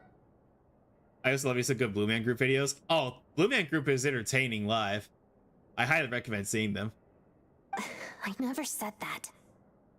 Yes, you did. Why are you denying it? It was right before I went on that rant about the moody factory owner. Oh, I remember it so clearly. Might I ask what brings you two here? It's sad the original three have all retired. Yeah, but it was bound to happen sometime. I just brought her here to see the show. And when it finished, she was full of praise for Vodyanitsa's performance. So I thought I'd try my luck, see if we could get the chance to chat for a bit. Maybe get an autograph? You work here. You of all people ought to know that's against the rules. It's not what the green room is there for. Oh, what's the big deal? Come on, don't be shy. I can give you an autograph. You can take But a he said, picture look, too anyone if can you be the Blue Man want. Group, it makes it seamless. True. Do as you please. I finished all my shows for the day. I'll leave you to chat. Thanks, Odette. I wasn't making that stuff up, you know. Odette's just too proud to admit it. She thinks very highly of you, and so do I. You did the right thing in Svietloladovka. We're good. Odette's out of earshot. I'll lock the door. What? Confidentiality, of course. The Rokat is very strict on that. Whoa, Alosha! Not out loud! Not with an outsider here! Relax, I've taken care of it. Look at this. The President's reply sent this morning. Wait, so she's been approved to join? As in me? You told me last night that you wanted to get intel from the Rokat. Unfortunately, Rokat intel is only available to members. Okay, that's not at all where I was expecting to go. But ever since you set foot in Snezhnaya, we've been working together. I've seen the way you work, your character, and your motives. They still help with production and music ideas. They just don't go on stage anymore. Gotcha, that makes sense. It's still so cool when old members of a group still plays a role. Trying to spend the next 30 minutes typing out mod information for you. Oh yeah, do what you gotta do, Split Pirate. And again, I'd say around 7 p.m. I'll be ending stream, and I'll be in VR chat right after. So, if you want to hang out then, just let me know. Everything about you is perfectly in alignment with what we're trying to achieve in the Rokat. So I figured I might as well cut to the chase. I wrote a letter to the President explaining your situation, including just the right amount of detail. His approval came very quickly. Of course, it's still your decision whether you want to join or not. We'll respect your choice. Wait a second, I thought Alosha said he wasn't a member. Well, assuming Odette was telling the truth and she didn't misjudge you, I guess we don't need to worry about you. So I think it's cool the blowing members cover. of Daft Punk still make music. They are almost 80 years old. Oh yeah. Still, you gave me a real fright. I didn't know that's why you came looking for me. Oh, so Vodyanitsa's adorable. So, that stuff you said about admiring my performance, was that just because Odette was here? Did you actually mean it? No, I meant every word. I loved your singing. Now you're talking. That's what I like to hear. Anyway, let me give you a quick rundown of how things work. Like I said, the Rokot is a covert organization, and we hide our identities. Members typically don't meet in person or even know each other's identities. This helps us maintain a high level of independence and secrecy. Because of this, members are basically free to decide their methods without constraints, so long as the outcome of any activity doesn't violate the organization's principles. After all, we don't have any ostensible contact with each other. This way, if anything goes wrong, no one else will be implicated. Honestly, that's smart, though. I gotta snooze the ads again, because we're still on dialogue. Beyond the freedom to choose how you operate, it's also your choice whether to act at all. We have plenty of members who have yet to take any action. In short, joining the Rokot in and of itself won't place any restrictions on your activity in Snezhnaya. There's a code of conduct you can read if it interests you. But basically, as long as you don't plan on using your anonymity to go around doing evil, you'll be fine. Which I doubt we would. Reading it 5 or 6 times. Never made it all the way through. Even the most lackluster script makes for more interesting reading. Sounds good to me. Great. Then I'll go grab an official application form. Be right back. More paperwork!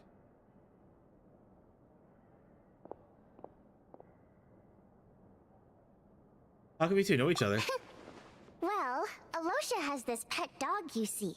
His name's Tagarin, and this one time, Alosha brought him backstage. Tagarin took quite a liking to me, so I played with him for a little bit and fed him some treats. Aww. Then, the Rokot was out on a mission one day, and even though we were all in disguise, Tagarin recognized me right away. Just a coincidence, really. We didn't report it to the higher-ups, though, to avoid dealing with the fallout. Like, my job at the theater, for instance. I really needed to make ends meet. By the way, what were you complaining about just before we came in? Did everything go okay with Chuganov? Everything did not go okay. That's why I was so mad.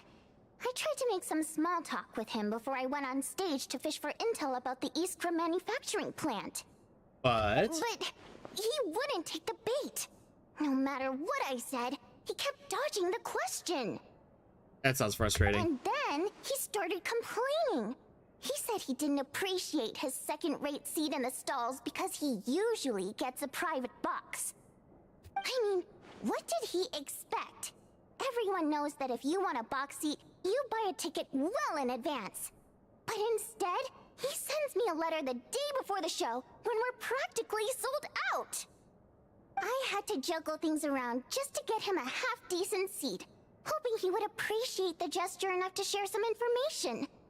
But nope, he didn't give me anything. Yeah, meeting Chuganov in person has definitely been a disappointing experience. Who's Chuganov? You probably don't know who we're talking about, do you? Chuganov was that older guy you were sitting next to today. I'm sure he didn't make a great first impression on you either. Oh, that To the guy. citizenry, he's a family man and a kind boss. But our interactions with him tell a very different story.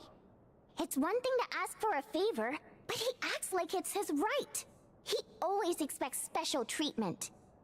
Take the ticket situation, for instance. I've actually gotten him a private box in the past. But not only was he not even grateful, now he's acting like I've sold him short this time. Not to mention that he's never paid for a single one of his tickets. That's pretty outrageous. And another thing, if he's such a big excuse me. family man, why doesn't he bring his wife and daughter to see the show once in a while? I've never seen them here, not even once. Calm down, Vodyanitsa. If you won't do it the easy way, we'll have to try the hard way. But first things first, here's your application form. Go ahead and fill it out.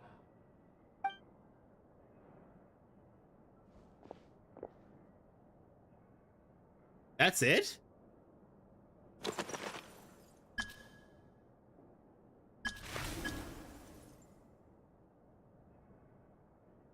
Primo Jam. Lord of the Seven Calamities. I want to ordinary people.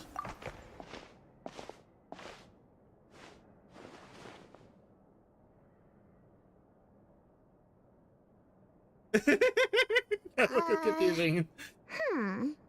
Looks like I'll need to make a few little tweaks here and there. But other than that, you're good to go. We'll hold on to this for you. Alright. Now that we're officially Rokot comrades, I can tell you. Chukhanov is the target of our current operation. Recently, we've done some recon work at the Iskra manufacturing plant, which pretty much confirmed that their energy consumption is way beyond the legal limit. All we need now is some direct evidence to present to the Vetcha, so we can demand that they shut the plant down. That way, the Kresny Crystal can be allocated to where it's needed most. I see. I was hoping he might let slip during one of our chats, but he's too tight-lipped. We'll have to find another way. I'm meeting another regular theater goer tonight. I'm gonna try to make it easy to understand major things added to this fantasy world, so I don't let. Okay, I gotcha. Oh, there we go. I had to snooze the ads one more time. But Valeria's here too, and he's probably looking for Mitya, so he may end up being a no-show. Don't you worry. He must know how to dodge Valeri, or he wouldn't be showing up on time for every performance. Mitya is a renowned energy expert. Although we can't get any direct evidence of the excessive energy consumption at the plant, we can accidentally let the information slip to him. Accidentally, sure. The authorities should take someone like him seriously. So if he starts raising questions about energy use at the Iskra manufacturing plant, there will be a proper investigation. Also, we're not allowed on site, but he has clearance. So all we need is his cooperation. Since he's an energy expert, does that mean you might know the inside story of Project Stuja? Yeah, so that's the other thing we're trying to figure out. Though I think we're far less likely to make any progress on that front. Fair enough. Still, I hear that Mitya is a bit of a chatterbox. So, who knows? Maybe if we catch him in the right mood, he'll let something slip. What do you think? Sound like something worth your time? Definitely. I'd love to join you. Okay. In that case, you guys find a seat somewhere nearby. Pretend you're a couple of buddies there to eat, and keep your ears peeled for useful information. He's a huge fan, so I doubt he'll have his guard up around me. But you two need to be convincing. If he suspects anything at all, he might stop talking. Sure. Don't worry. We'll make a believable pair of buddies. I'm sure we can manage a bit of friendly chit-chat. Perfect! You've sold me already.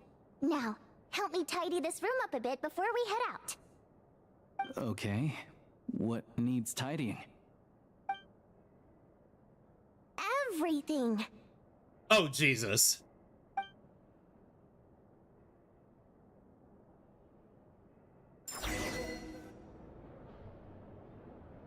Let's see. Alright, everybody. We have ads starting in like 3 minutes, so I'm gonna go ahead and take 5 and stretch a bit.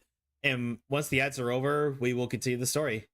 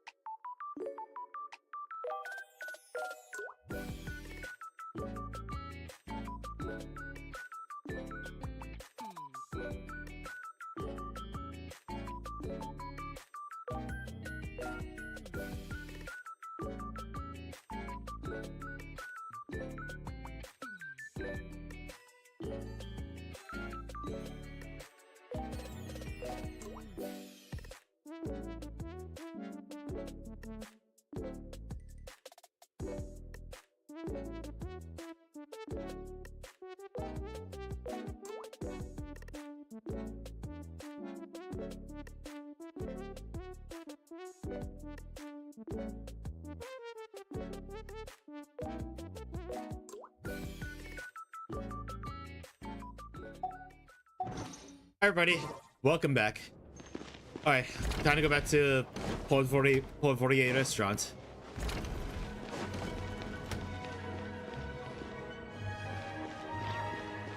Oh, I wasn't expecting to walk out on the on a ballet rehearsal. A truly clever revision.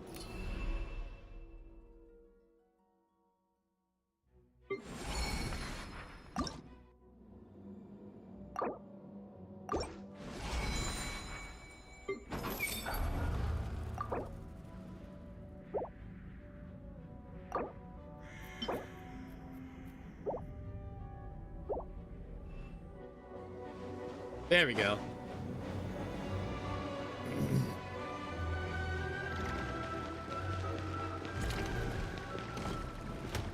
Oops, that's not the way out.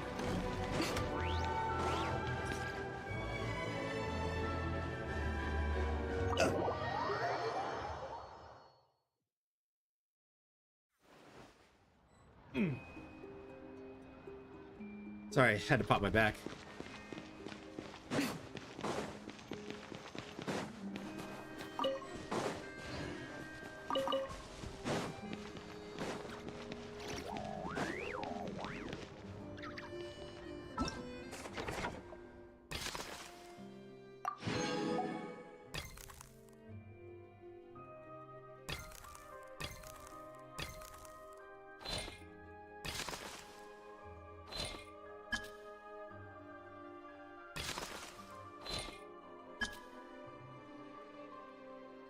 Oh, okay, there we go.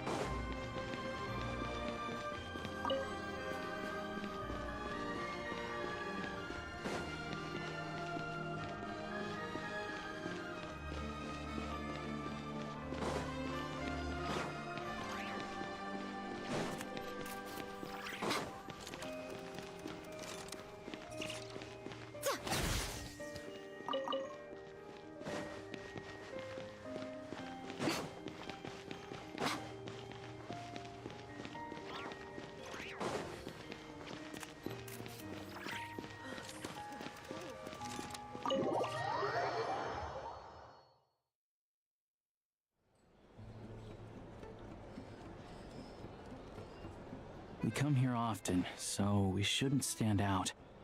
Let's sit here. Now, it's up to Vodyanica. Let's see how the conversation goes.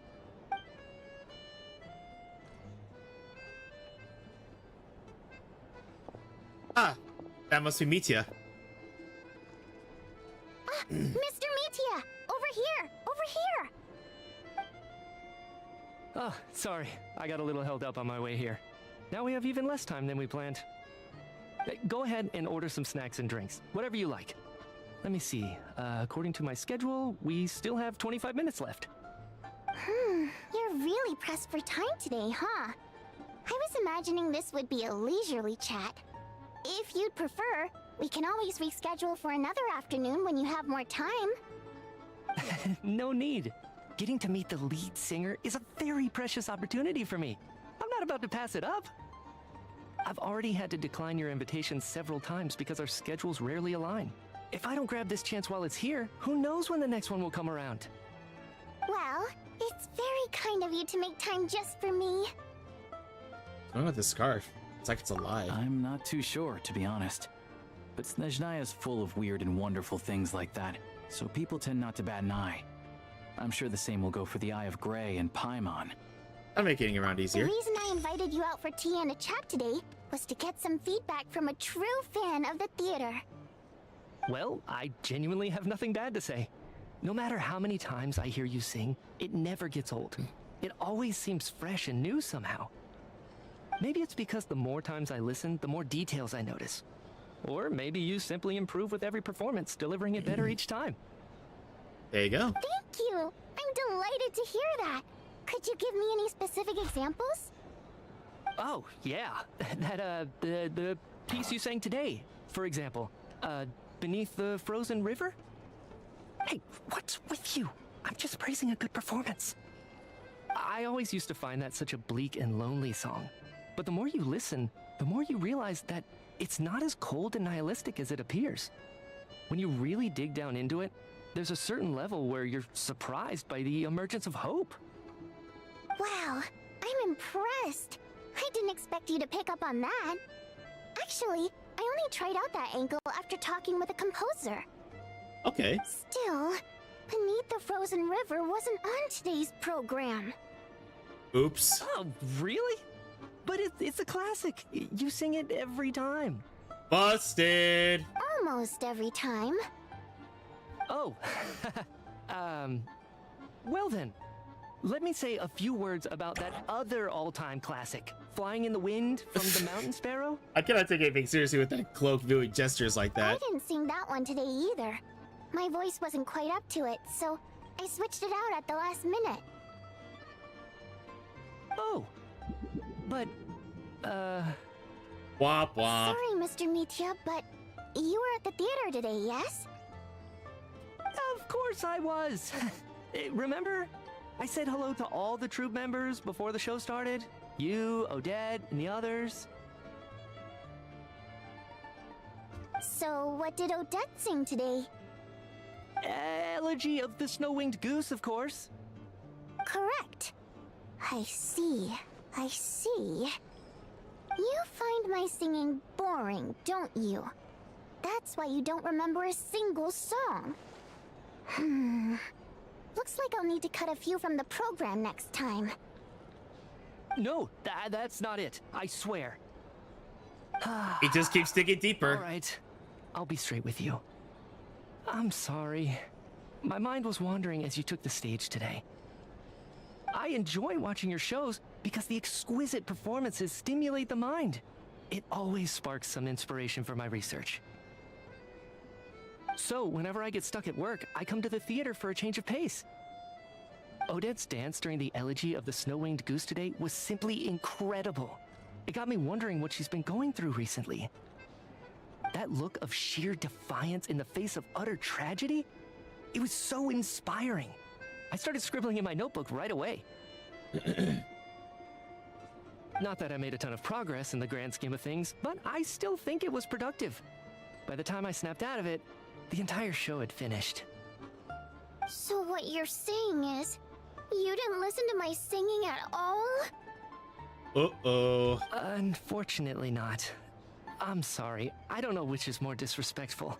The fact that I don't always come for the show itself, or the fact that I missed your performance. Seems like things are getting a little awkward. You look nervous. What's up? Mitya just stepped into a conversational minefield. If there's one thing Vodyanitsa doesn't like, it's people who show disrespect for her performance. This meeting was so hard to set up. Don't tell me it's already falling apart. It's fine. I suppose this is affirming in its own way. At least, it shows that our performance really touches people's hearts, right? Don't let it bother you. It certainly doesn't bother me. Your facial expression says otherwise, Vodyanitsa. She's showing a lot of restraint. Must be tough. Well, I'll be sure to let Odette know how much you adored her performance. Please don't say that. I always love your performances too. It's just that inspiration struck at the wrong time today. I'm usually all ears. I know, I can tell. That's why I value your opinion. I'm sure some people can't stand it when others praise their coworkers right to their face, but not me. No, sir. Fair enough. I still feel kind of bad, though. But you know what I really can't stand? People who only show up to the theater to pretend that they're cultured. Makes me sick to my stomach. Fair enough. Yeah, 100%. There are too many of those people around. By the time they're walking out the door, they've forgotten all about the show. What's wrong? You look furious. I don't know if you've heard about the boss of the Iskra manufacturing plant. He isn't even a theater investor, but he always demands the same privileges as actual investors. Box tickets only, premium drinks, even the right to request specific belongs. Well played, Vodyanitsa. Seems like she's harnessing her rage to steer the conversation back on track. Now that you mention it, I've interacted with that guy before. I gotta say, everyone holds him up as an example of a benevolent businessman, but I don't know. I don't see it. Yeah, he couldn't care less about what's happening on stage. He's just there to flaunt his social status. I hate that I have to prepare programs for guys like that. What's the big Honestly, deal with valid that crash factory out. he runs anyway? I asked around a bit and heard some pretty shocking stories. Sounds like he's just another greedy capitalist. Oh, really? Yep, the things people are saying are pretty damning. Low wages, insanely long working hours, equipment running around the clock. And as if that's not bad enough, Hi, Kit Kat. he How are also you? strictly forbids his employees from giving any kind of interview. Project Stuja has now been extended so many times, we're at the point where crystal rations for the common folk are barely enough to survive on. Yet he even wants to get his greedy hands on them just to boost his own profits. Excuse me. Sorry, Roddy. Just checking something online real quick.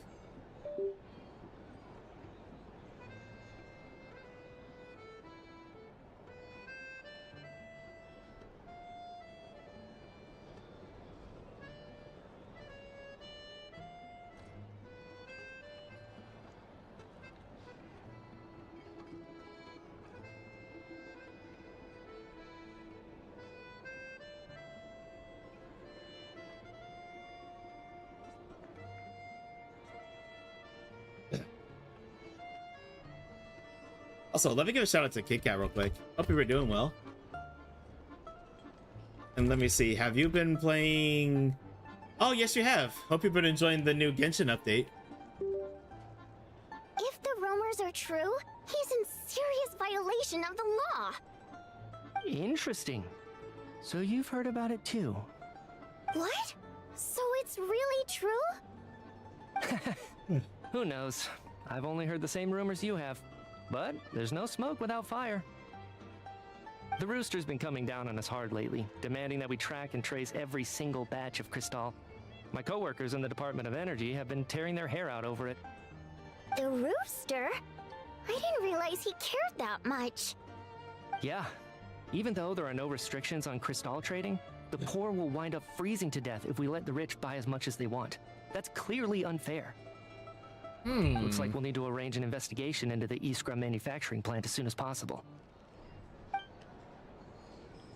I never knew you kept up with current affairs beyond the theater, Miss Vodyanitsa. You really have a heart for the common person. Most Fae in your position have long been indifferent to the plight of humans. Well, those of us who choose to live in human cities are naturally going to pay attention to any significant upheaval. Isn't the Rooster a Fae himself? I'm just surprised to learn that even someone with as much experience as him is getting so stressed out over Project Stuja. What is the end goal of this project anyway? This is it. We're finally going there. I'm sure Mitya can sense on some level that she's fishing for information. But since their conversation is so relaxed, he might just let something slip. Also, where's his vision? It's stressing me out too. If I'd only made better progress with my research, things wouldn't have dragged on this long. Oh, so your work is related to Project Stuja? That's right. The Armory Palace needs a brand new energy source. Not the power of the Light Realm, and not elemental energy. Right now, the only thing that meets the requirements is the power contained within stellar linchpins. But harnessing that power is costly. Each step of the process requires enormous amounts of Kresnet crystal. From extraction to quantification to attempts at conversion. Progress has been painfully slow, and the team is getting burned out as time goes by. Sometimes, I see people staring into space as if in a trance. Could it be that this new energy source has side effects? No, it doesn't affect us, because the energy is used for...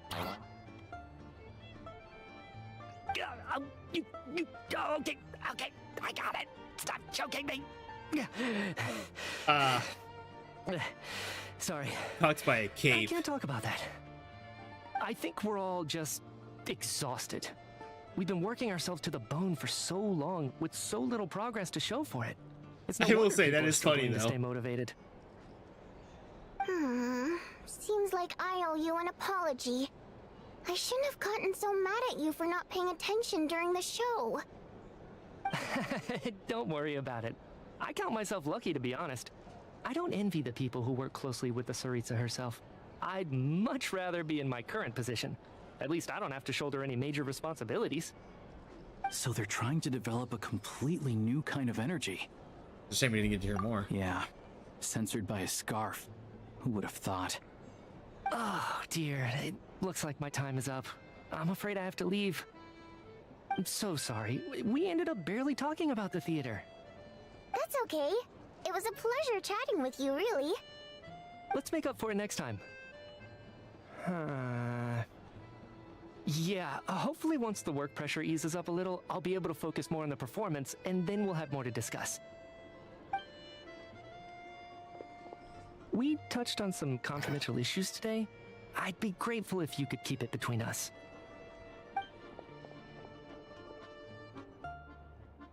That could have gone worse. Nice job. Why was Mitya in such a hurry to leave, though?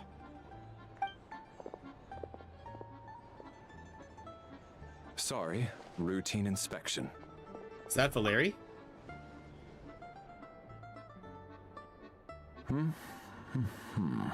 Okay, let's go.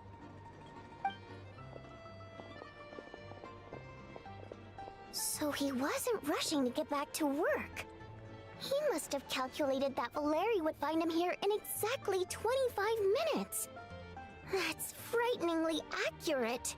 Yeah, that's right on the dot. One of the main duties of the Special Assignments Battalion is to ensure that important figures stick to their schedules. Sounds like Mitya's arch enemy then. All right, time for us to get going too. Excuse me, check please.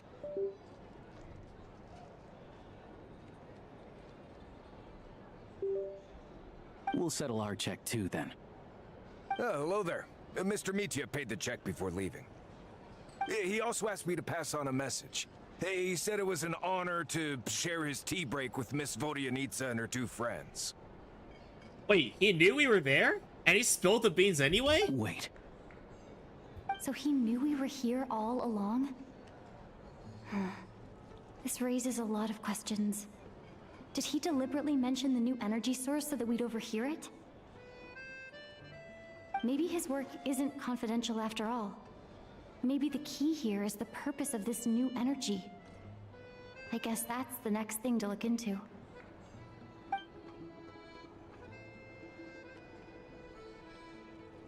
Vodyanitsa and Alosha have both left.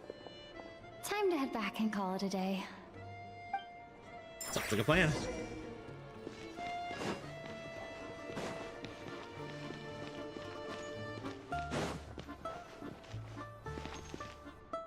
Hey again, Paimon. Back! Here pretty early today. How are you feeling? Paimon was just gonna mention that. After she woke up today, Paimon felt like her temperature was completely back to normal. But her strength still hasn't returned. Still, there's some good news. Paimon thinks she might have figured out the source of the problem. It's like there's some kind of mysterious power affecting Paimon. Paimon's never felt this way before during any of her travels. She only started feeling this way since we arrived in Snezhnaya. Some kind of mysterious power, you say? That's right. The Armory Palace needs a brand new energy source. Could that have something to do with this? What is it? You're making that face again. You know, the one you get whenever you have a light bulb moment? Let me tell you what I found out today.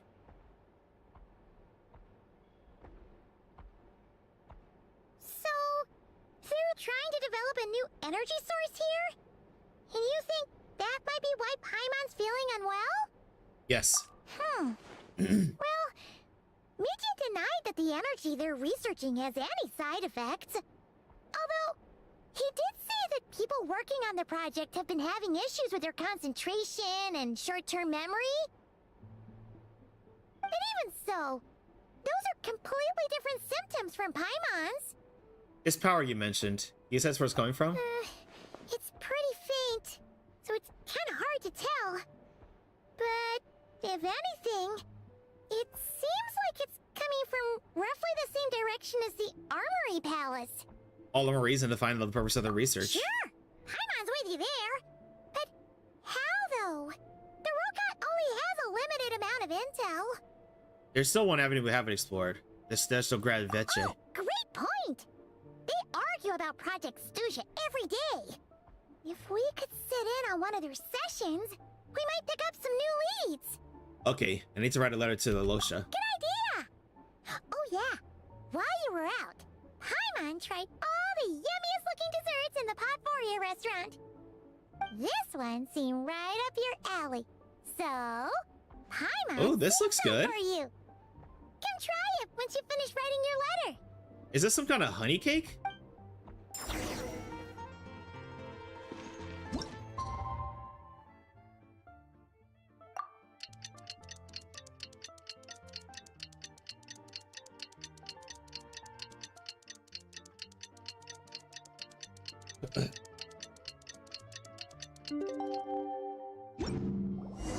Alosha replied. He says that we won't be able to speak at the Vecha, but he can arrange for us to attend. Snezhnaya Veche State Hall. Time to get ready. Then head to the Snezhnaya Vecha. Hey, how many of these frost fairy flowers do I have anyway?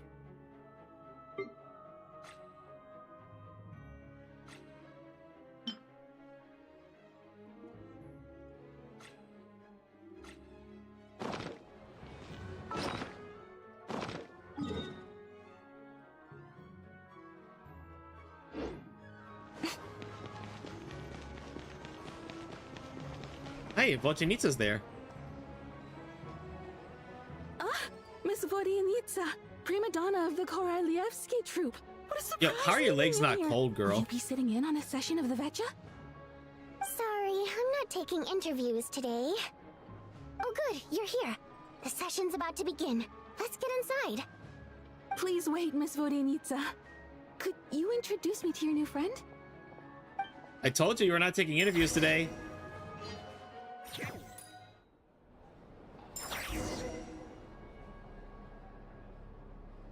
Shortly after you take your seat, the meeting of the Snezhnaya Veche Vision begins.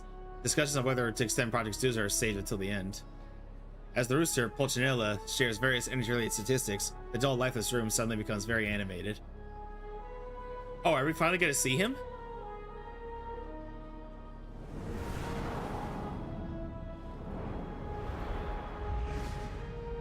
There he is. In summary, the energy management commitments made for the outgoing period have been delivered upon.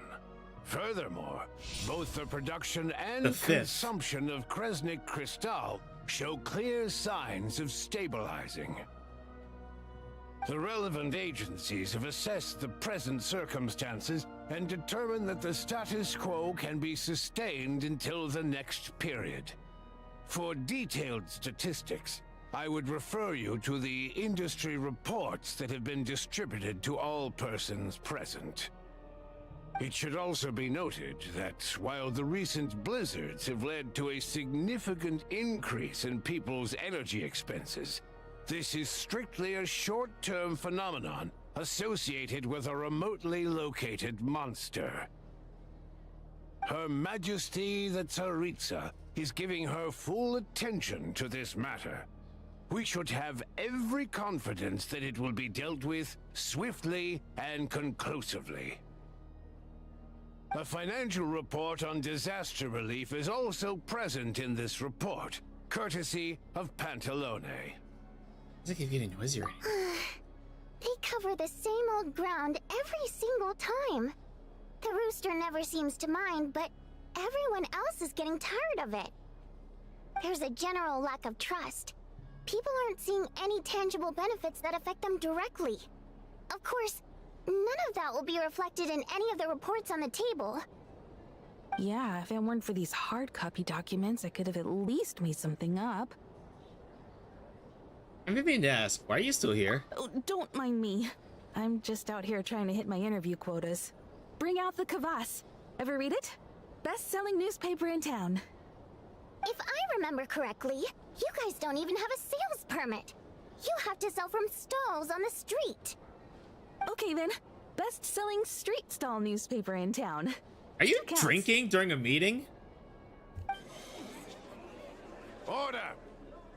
We will now open the floor to the representatives. If there are no further substantive issues to discuss, we will then proceed to a vote on this motion. Snezhnaya has a long tradition of treating members of the Fatui armed forces and their dependents favorably. But recent surveys shows that Fatui families in remote areas have access to 15% less crystal than the average civilian family in Snezhnograd. It's been said many times before, but it bears repeating now. There needs to be a clear and consistent rationale behind how crystal is allocated, or we will soon face immense public backlash. Perhaps you wouldn't need to keep repeating yourself if you would hear me out for once. I say again, true consistency exists only in principle. In the real world, fairness is relative. You appear to treat resource allocation as a simple function of production and population. So what about when the equipment used in production breaks down? Have you factored that into your equation? And do you even know how long it's been since Snezhnaya last conducted a census? If I knew the answers to questions like that, I'm sure I'd be a very wealthy man. And I doubt I'd be going by child. I'd like to bring the focus back to the specific issue I raised. Or do you wish to deny that favorable treatment for Fatui dependents is our long-standing policy? It's easy to be a critic when there's no accountability. That seems to be a running theme in the anti-Project Stuzha cohort. Defeat the ringleader and all other problems will magically resolve themselves. That's what they seem to think. But in case you aren't aware, not one jot in my report would change whether Project Stuzha continues or not. So you have no intention whatsoever of finding a solution to this problem? On the contrary, I'm the only one here who ever brings solutions. But fool me. Child opened by speaking up for the armed forces. Regraders struck back with style and a war of words ensued. Our reporter was live on the scene to get the audience's reaction as it all unfolded. Who do you support? I think Child raised some issues that need addressing. The people have spoken. Child received raucous applause from the crowd as he pushed Regrader onto his back foot with a relentless barrage of questions. It had to be seen to be believed. Now you see why they don't have a sales permit. However this reporter wants to spin things, I haven't forgotten that Tartaglia was representing the Northland Bank when we first met in Liyue. So, surely their relationship can't always have been this strained. You two are getting off topic. Let's focus on what the data is saying. And Sandrone playing mediator. Mr. Pantalone, may I speak on your behalf? Oh, please do. I'm more than happy to save my breath. Crystal distribution policy undergoes modifications with each new period. The ultimate goal being to find the most reasonable method of allocation, which I believe is what Mr. Tartaglia also seeks. But I fear many may have been misled on this topic by extremist activists. To clarify, Project Stuzha is not the root cause of the problem. It is merely a framework for resource distribution. The most recent reports all point to Snezhnaya's resilience and adaptability during this period of fine-tuning, and give clear indications that a distribution framework is I'm trying to test to see what dragons iteration. contains. The drake is like 15-20 blocks tall. Oh my goodness.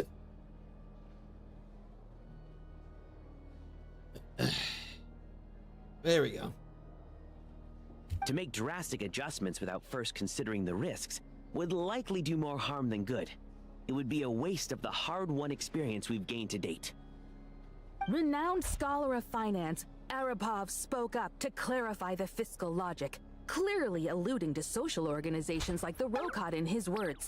Oh, yep, that's enough out of you. Notorious Lelek, still active to this day, Should the Rokot be held responsible? No, there is someone else to blame. Where'd you get Rokot from? She's just rephrasing what Mr. Pantalone said. The Rokot are the critics he accuses of taking no responsibility for their actions. As for Lilac, you won't have heard of him yet. He's currently the most famous member of the Rokot. Well, more like He's somehow bigger than the infamous. Leviathan boss? Damn. Ending Project Stuja has become an obsession for him. Unlike the more decent ones among us, he believes that votes in the Vetcha are all that matter. So whether it's threats, coercion, or bribery, he'll use whatever means necessary to get people to change their vote. Wow, there's more to the Rokot than I thought. And since we're already on the subject, what do you think of Lilac's methods? Are you for or against? Hard to say. I suspect there's more to his story. Whatever the story is, his actions benefit us all. We stand with Lilac. Oh dear. At least someone here wants to take this discussion seriously. I've been considering that issue myself. What you really need is more precise regional data, right? I think it would be easiest to let the Fatui handle it, since they're already in charge of Crystal shipments anyway. We may as well get them to collect some data while they're at it. Whatever you need, you can ask the Fatui to look into it for you. In terms of supervision, I think the Druzhna would be a good fit. I had hoped to discuss this with Miss Vesna, but sadly, she's not present. I will be happy to take a note of your suggestions and present them to Commander Vesna for a decision upon her return. Vesna? She's the character that got most recently trip marketed. The Commander has always taken a keen interest in Project Stuja. However, given the Druzhna's demanding workload, I'm afraid it may prove difficult for them to provide any practical support. Let us refrain from jumping to conclusions until a concrete and actionable plan is in place. My apologies, Lord Rooster. There are numerous issues to address here, including manpower, time sensitivity, and reporting lines. Nevertheless, I support drafting a proposal. Follow the usual procedure, and it can be raised as a new motion for all parties to evaluate at the appropriate time. In that case, I'd like to share one thought before the proposal is drafted. The issue of time sensitivity was raised just now, which I presume relates to the official reports. In fact, the Energy Commission already collects regular statistics on each urban center and its surrounding area. Would these be of any use? That's a good idea. I read every issue of Svietlo Laidovka's report, and although my focus is mostly on the section about equipment operation, the energy consumption statistics also yield a lot of insights. Be that as it may, does no one see an issue with using local data to determine Crystal quotas? In the long term, it seems like a very risky solution. Not if they are used purely for reference. So long as we have the report from the Northland Bank's headquarters to corroborate it, no one will be able to fool me. Very well then. It appears that this arrangement is acceptable to all parties. Yeah, sounds good to me. The members reached a provisional consensus on the issue of improving treatment for Fatui soldiers. You notice the report jot down a few words or something, crossing everything out and starting a fresh paragraph. Today, the prima donna of the Kurai troupe attended a session of the Snezhnograd Vetcha in the company of a most charming young lady. The question on all our minds is, what is the true nature of their relationship? Write anything like that again, and I'm revoking your permission to interview the troupe. Got it? Damn, she's not playing around. The remaining discussion covers everything from energy to healthcare, technology, and industry. All parties take the opportunity to express their stance on Project Stuja. You ignore Mironova as she carries on writing her sensationalist report, but after a while, you start to feel that reading the news from her might actually be more interesting than being here in person. Now then, if there are no further contributions from those present, we shall proceed to the final vote. Hey, check it out! Is that Chuganov? What made him vote against? Why now?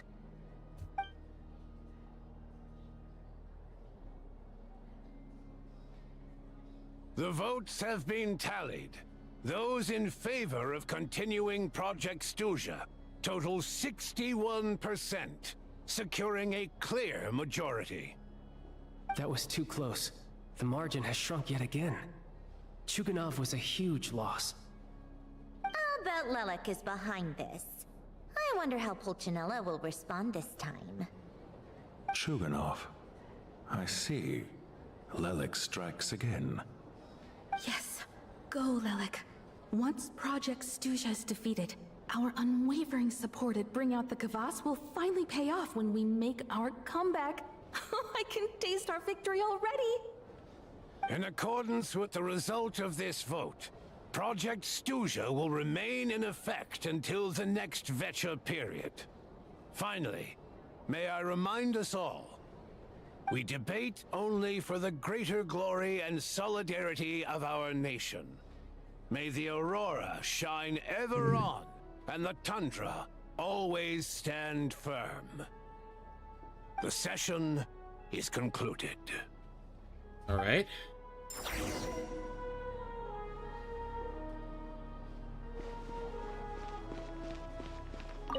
What's on your mind, Voljanitsa? I have to say, I really wasn't expecting Chuganov to vote against Project Stuzha.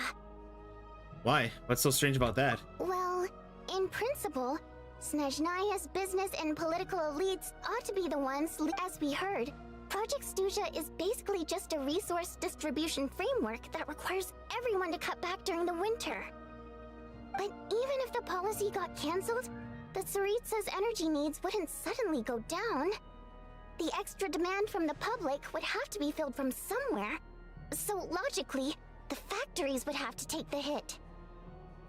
This explains a lot. I got a letter from Mr. Mitya just before today's session. He said he's confirmed that there are issues around overtime and excessive energy consumption at the Iskra manufacturing plant. In a situation like this, once the Rooster receives the report, he'll order the factory to halt production and submit to an investigation before issuing a penalty. But that's a week-long process, and thus didn't make it onto the Vecha agenda this time. I don't think he suspects anything so far.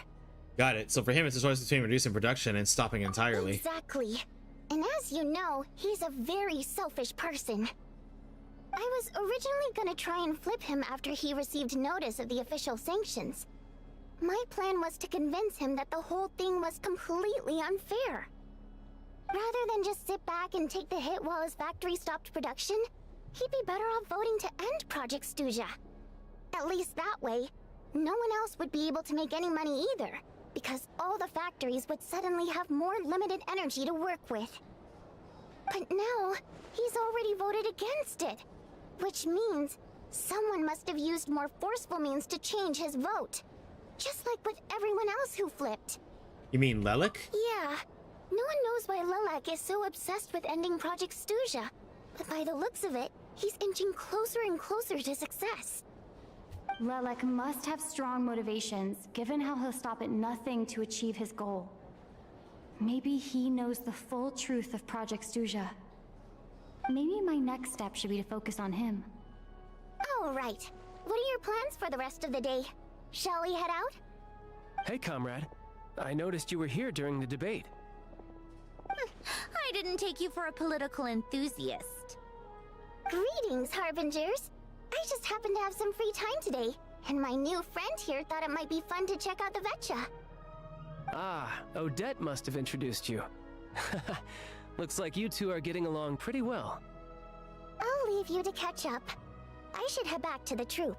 So Hydra can only be killed with fire, killed with anything but flaming arrow or flame sword, and it grows a new head each time you kill it. With fire, it loses a head until you kill all the heads. Oh.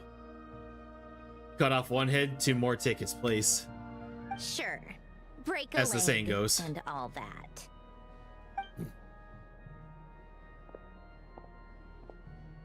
Thought it might be fun to check out the Vecha, did you? Things are never that simple with you, Traveler. There's no way you're here for kicks and giggles. Tell me I'm wrong. Kicks and giggles. I've never heard it that way before. I always heard the phrase as shits and giggles, but obviously they wouldn't be able to say that in this game. Oh, yeah. To some, he's a captivating enigma. To others, he's the bane of their existence. No one ever thought that some anonymous nobody from the Rokot could cause such a stir. I want to find out his true identity. Huh? You want to look into Lelik? Then I'm sure his days of anonymity are numbered. What do you think, Sandrone? Fine by me, I guess. If the Traveler actually manages to expose Lelik, it'll be doing Pulcinella a favor. In return, it seems fair to let her in on what we've learned so far. My thoughts exactly. Sharing is caring, after all. Head back to Glupov and grab the files on Lelik. It's easier to just pull the records than go through the rigmarole of getting the Traveler a visitor's permit. As you command, child, sir. In that case, since we're going to be waiting anyway, I'll have someone brew a pot of black tea. Sounds like a good idea. One common thread among the many incidents Lelik has been involved in is that the victims are all too scared to share any real information about him. Clearly, he must have threatened them in some way. His modus operandi is to silently infiltrate the scene and leave a threatening letter behind. But neither the letters nor the crime scenes ever yield any clues to his identity. So all these files have to offer are short statements by the people affected. They don't give us a lot to go on. If nothing else, it shows we're dealing with a trained professional who's versed in counter-surveillance. Yes, and to that point, he often strikes in highly secure locations. The victims are high-ranking and influential people who take their personal security very seriously. Somehow, Lelik slips right into their rooms without making a sound. There's never any eyewitnesses, nor the slightest trace of a break-in. If he can get in and out undetected, it means he can strike without warning. Not that that's ever happened so far, but the thought is enough to scare these people sleepless. It's hard to believe that a human being could pull this off flawlessly every time, so they switched the focus of the investigation to Faye. Unfortunately, no one's found anything yet. Are you saying even you couldn't pull it off? Careful. Don't underestimate me. Although, truth be told, I'd probably find it hard not to blow my cover. Direct confrontation is more my style. We haven't ruled out the possibility of Lelik being human. It's just, there can only be a handful of people in all of Teyvat who'd fit the profile. Faye, on the other hand, plenty would have the ability, but few would have the motive. So someone's as strong as Tartaglia and even more meticulous. No, not as strong as me.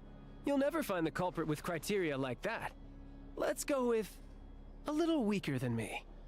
Yvette? Oh, you hit me right where it hurts. I'll admit, he's strong and meticulous. But can we at least limit this to candidates who have something to do with Snezhnaya? She's just trying to find a reference point. Stop getting fixated on who's stronger than who. But that's the most important thing. In my opinion, anyway. All right. Let's take it down a notch or two. How about Odette as a reference point? Odette? Yeah, that seems about right. Her skills are solid, and she's always calm under pressure. Except she's Fatui, so the likelihood of her working against us is pretty low. But yeah, much more accurate than your previous example, at least. No, wait a moment. Maybe we should interrogate that assumption. What do you mean? Which assumption? Her Fatui identity doesn't necessarily exonerate her. And when you think about it, the Rokot would be precisely what she needs to conceal her identity. Plus, she wouldn't need to be such a pro at covering her tracks. She'd already know where the Fatui will be and when, so she could choose the perfect time to act. Oh, yikes. I was just thinking out loud. Why is this starting to sound like such a convincing theory? Still, what reason could Odette possibly have for trying to call off Project Stuzia? Arlecchino would be the best person to ask. She knows Odette best. Adam Father? Unfortunately, she isn't back yet. Arlecchino? Rosaline used to open up to her in private about her struggles with Odette. As I'm sure you can imagine, Arlecchino is quite a lot better with children than Rosaline was. I mean, House of the Hearth, hello. She gave her some tips on how to handle the situation, and Rosaline managed to reach a settlement with Odette before leaving. So I suppose there were at least no lifelong regrets left behind. That's good, at least. Beyond that, I don't know the details about that side of things. But I do know that Odette definitely has a motive to hold a grudge against Project Stuzha. The reason being, her father passed away during the early stages of the project. Yeah, that'll do it. That was back before it had been named Project Stuzha, when things were still being worked out. But in essence, it's remained the same ever since. Huh. The more you know. Rosaline was always so self-centered. I never understood why she started paying so much attention to Odette. Could be justified because he has already health regen as well. A boss with health regen? My goodness. Oh, I didn't even know you knew. Oh, even you didn't know about this? Is that such a surprise? If you cast your mind back, you may remember that Rosaline and I weren't exactly close. We had tea together a few times, but that was about it. Fair enough. Odette's past is no secret. Her father was a Fatus, and her mother was a very famous ballerina.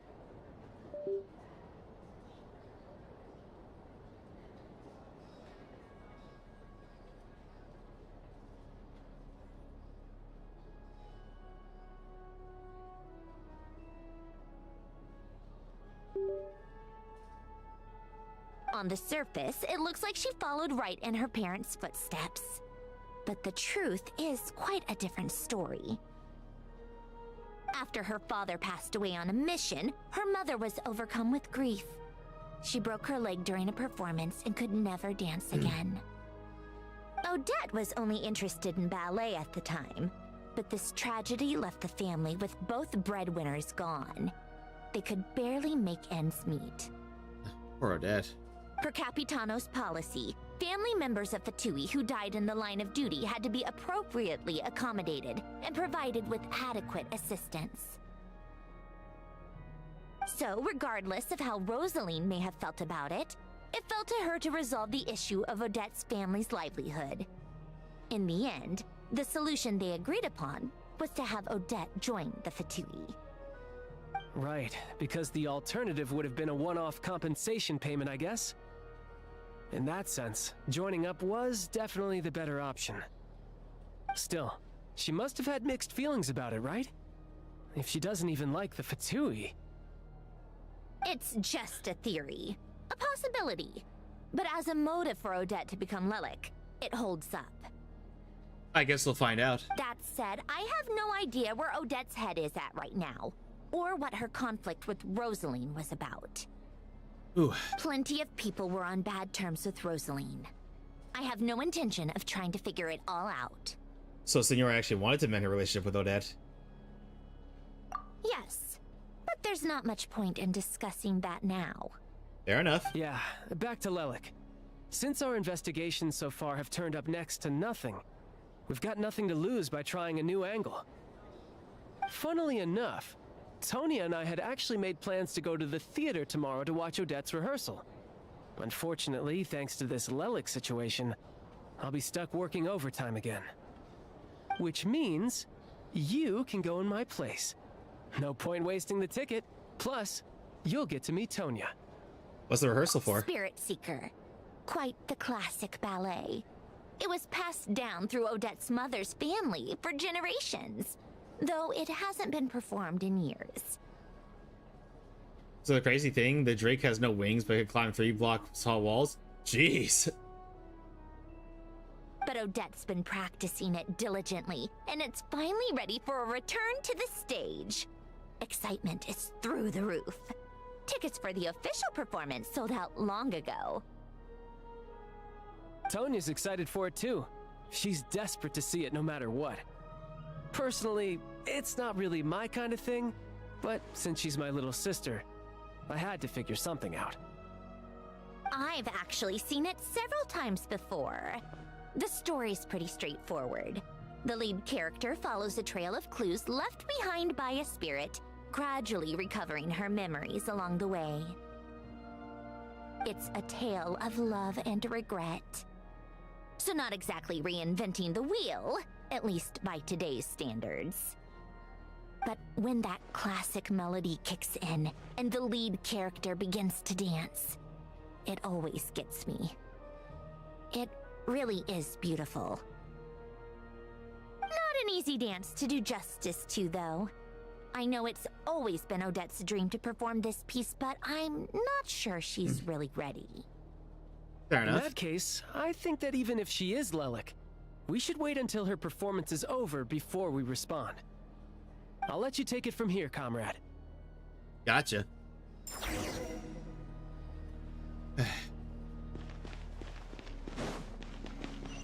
Alright, time to return to the restaurant.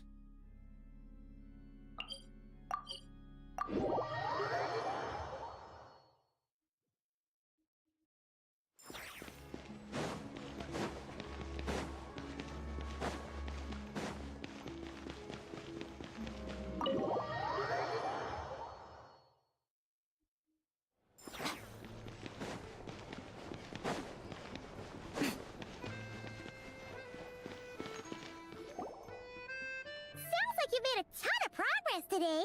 It's good that everything's going so smoothly. Next step is to head back to the theater and get a clear answer from Odette.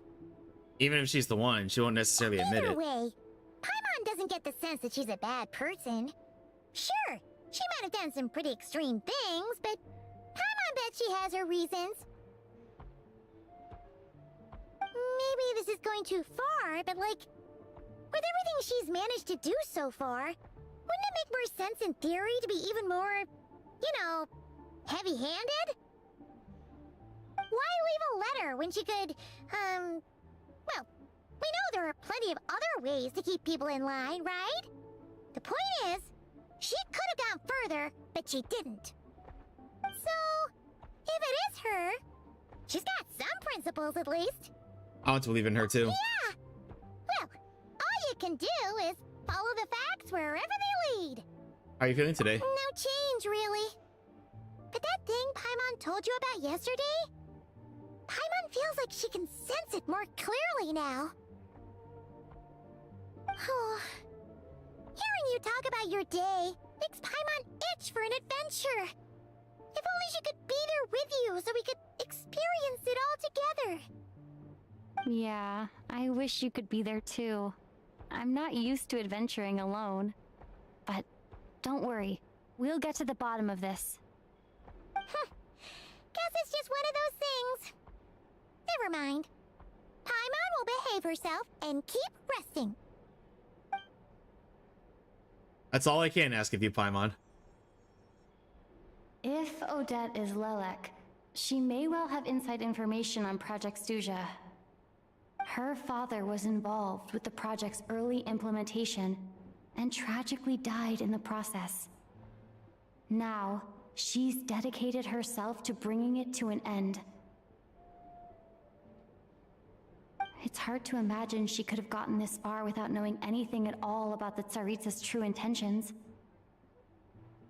When she spoke to us as a member of the Fatui, how much did she let on? And how much was she hiding? Only time will tell. Maybe tomorrow everything will be answered. Hey look! It's snowing! Could be a tough day ahead. Make sure you wrap up warm tomorrow.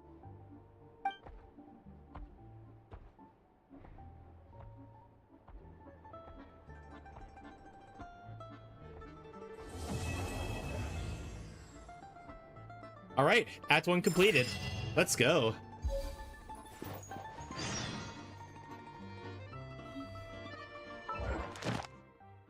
Let me just claim this rewards real quick. Alright, everybody, this is a good time for us to end. The Shine's Lung Dragon looks so majestic, such a cool boss. I'm looking forward to seeing it. But everybody, we're gonna go ahead and end right here. I went ahead and snooze the ads, but real quick, let's use that wish we got real quick and see if we got anything good. So my pity's not very high, so I'm not expecting a 5-star. Nothing. That's okay though. But everybody, I'm gonna go ahead and go to the just chatting screen real quick. But thank you so much for joining me today. But I will be back on Wednesday. Well, I'm scheduled for 4 p.m. EST, but we might. But if I end up home early, I'll go ahead and start early. But thank you all so much for joining me today, and also Split Pirate, thank you so much for the raid earlier and trusting your amazing community with me. But don't go anywhere yet, everybody. We're gonna send a raid to someone. Question is, who are we gonna send it to?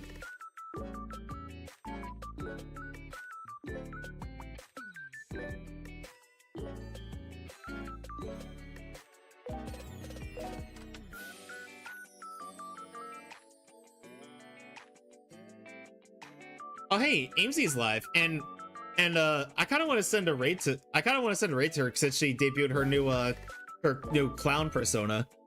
But she's also playing Genshin, and it looks like she's joined by Sam and my model father Barry.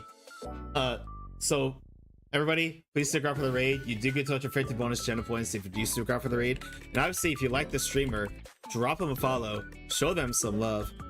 Yeah, we're sending a raid over to Amesie, so please go show us love, everybody, and copy paste the raid messages. Copy paste the first raid message if you're subbed, second one if you're not. Again, everybody, I will see you all on Wednesday for some more Genshin. And as always, everybody, I just want to drop a daily reminder that you are amazing, wonderful, and you can do absolutely anything you put your mind to. Have a good day, everybody. Love you all so much. Please don't show Amesie the same love you show me, and I'll see all of you next time. Good night, everybody. Love you all.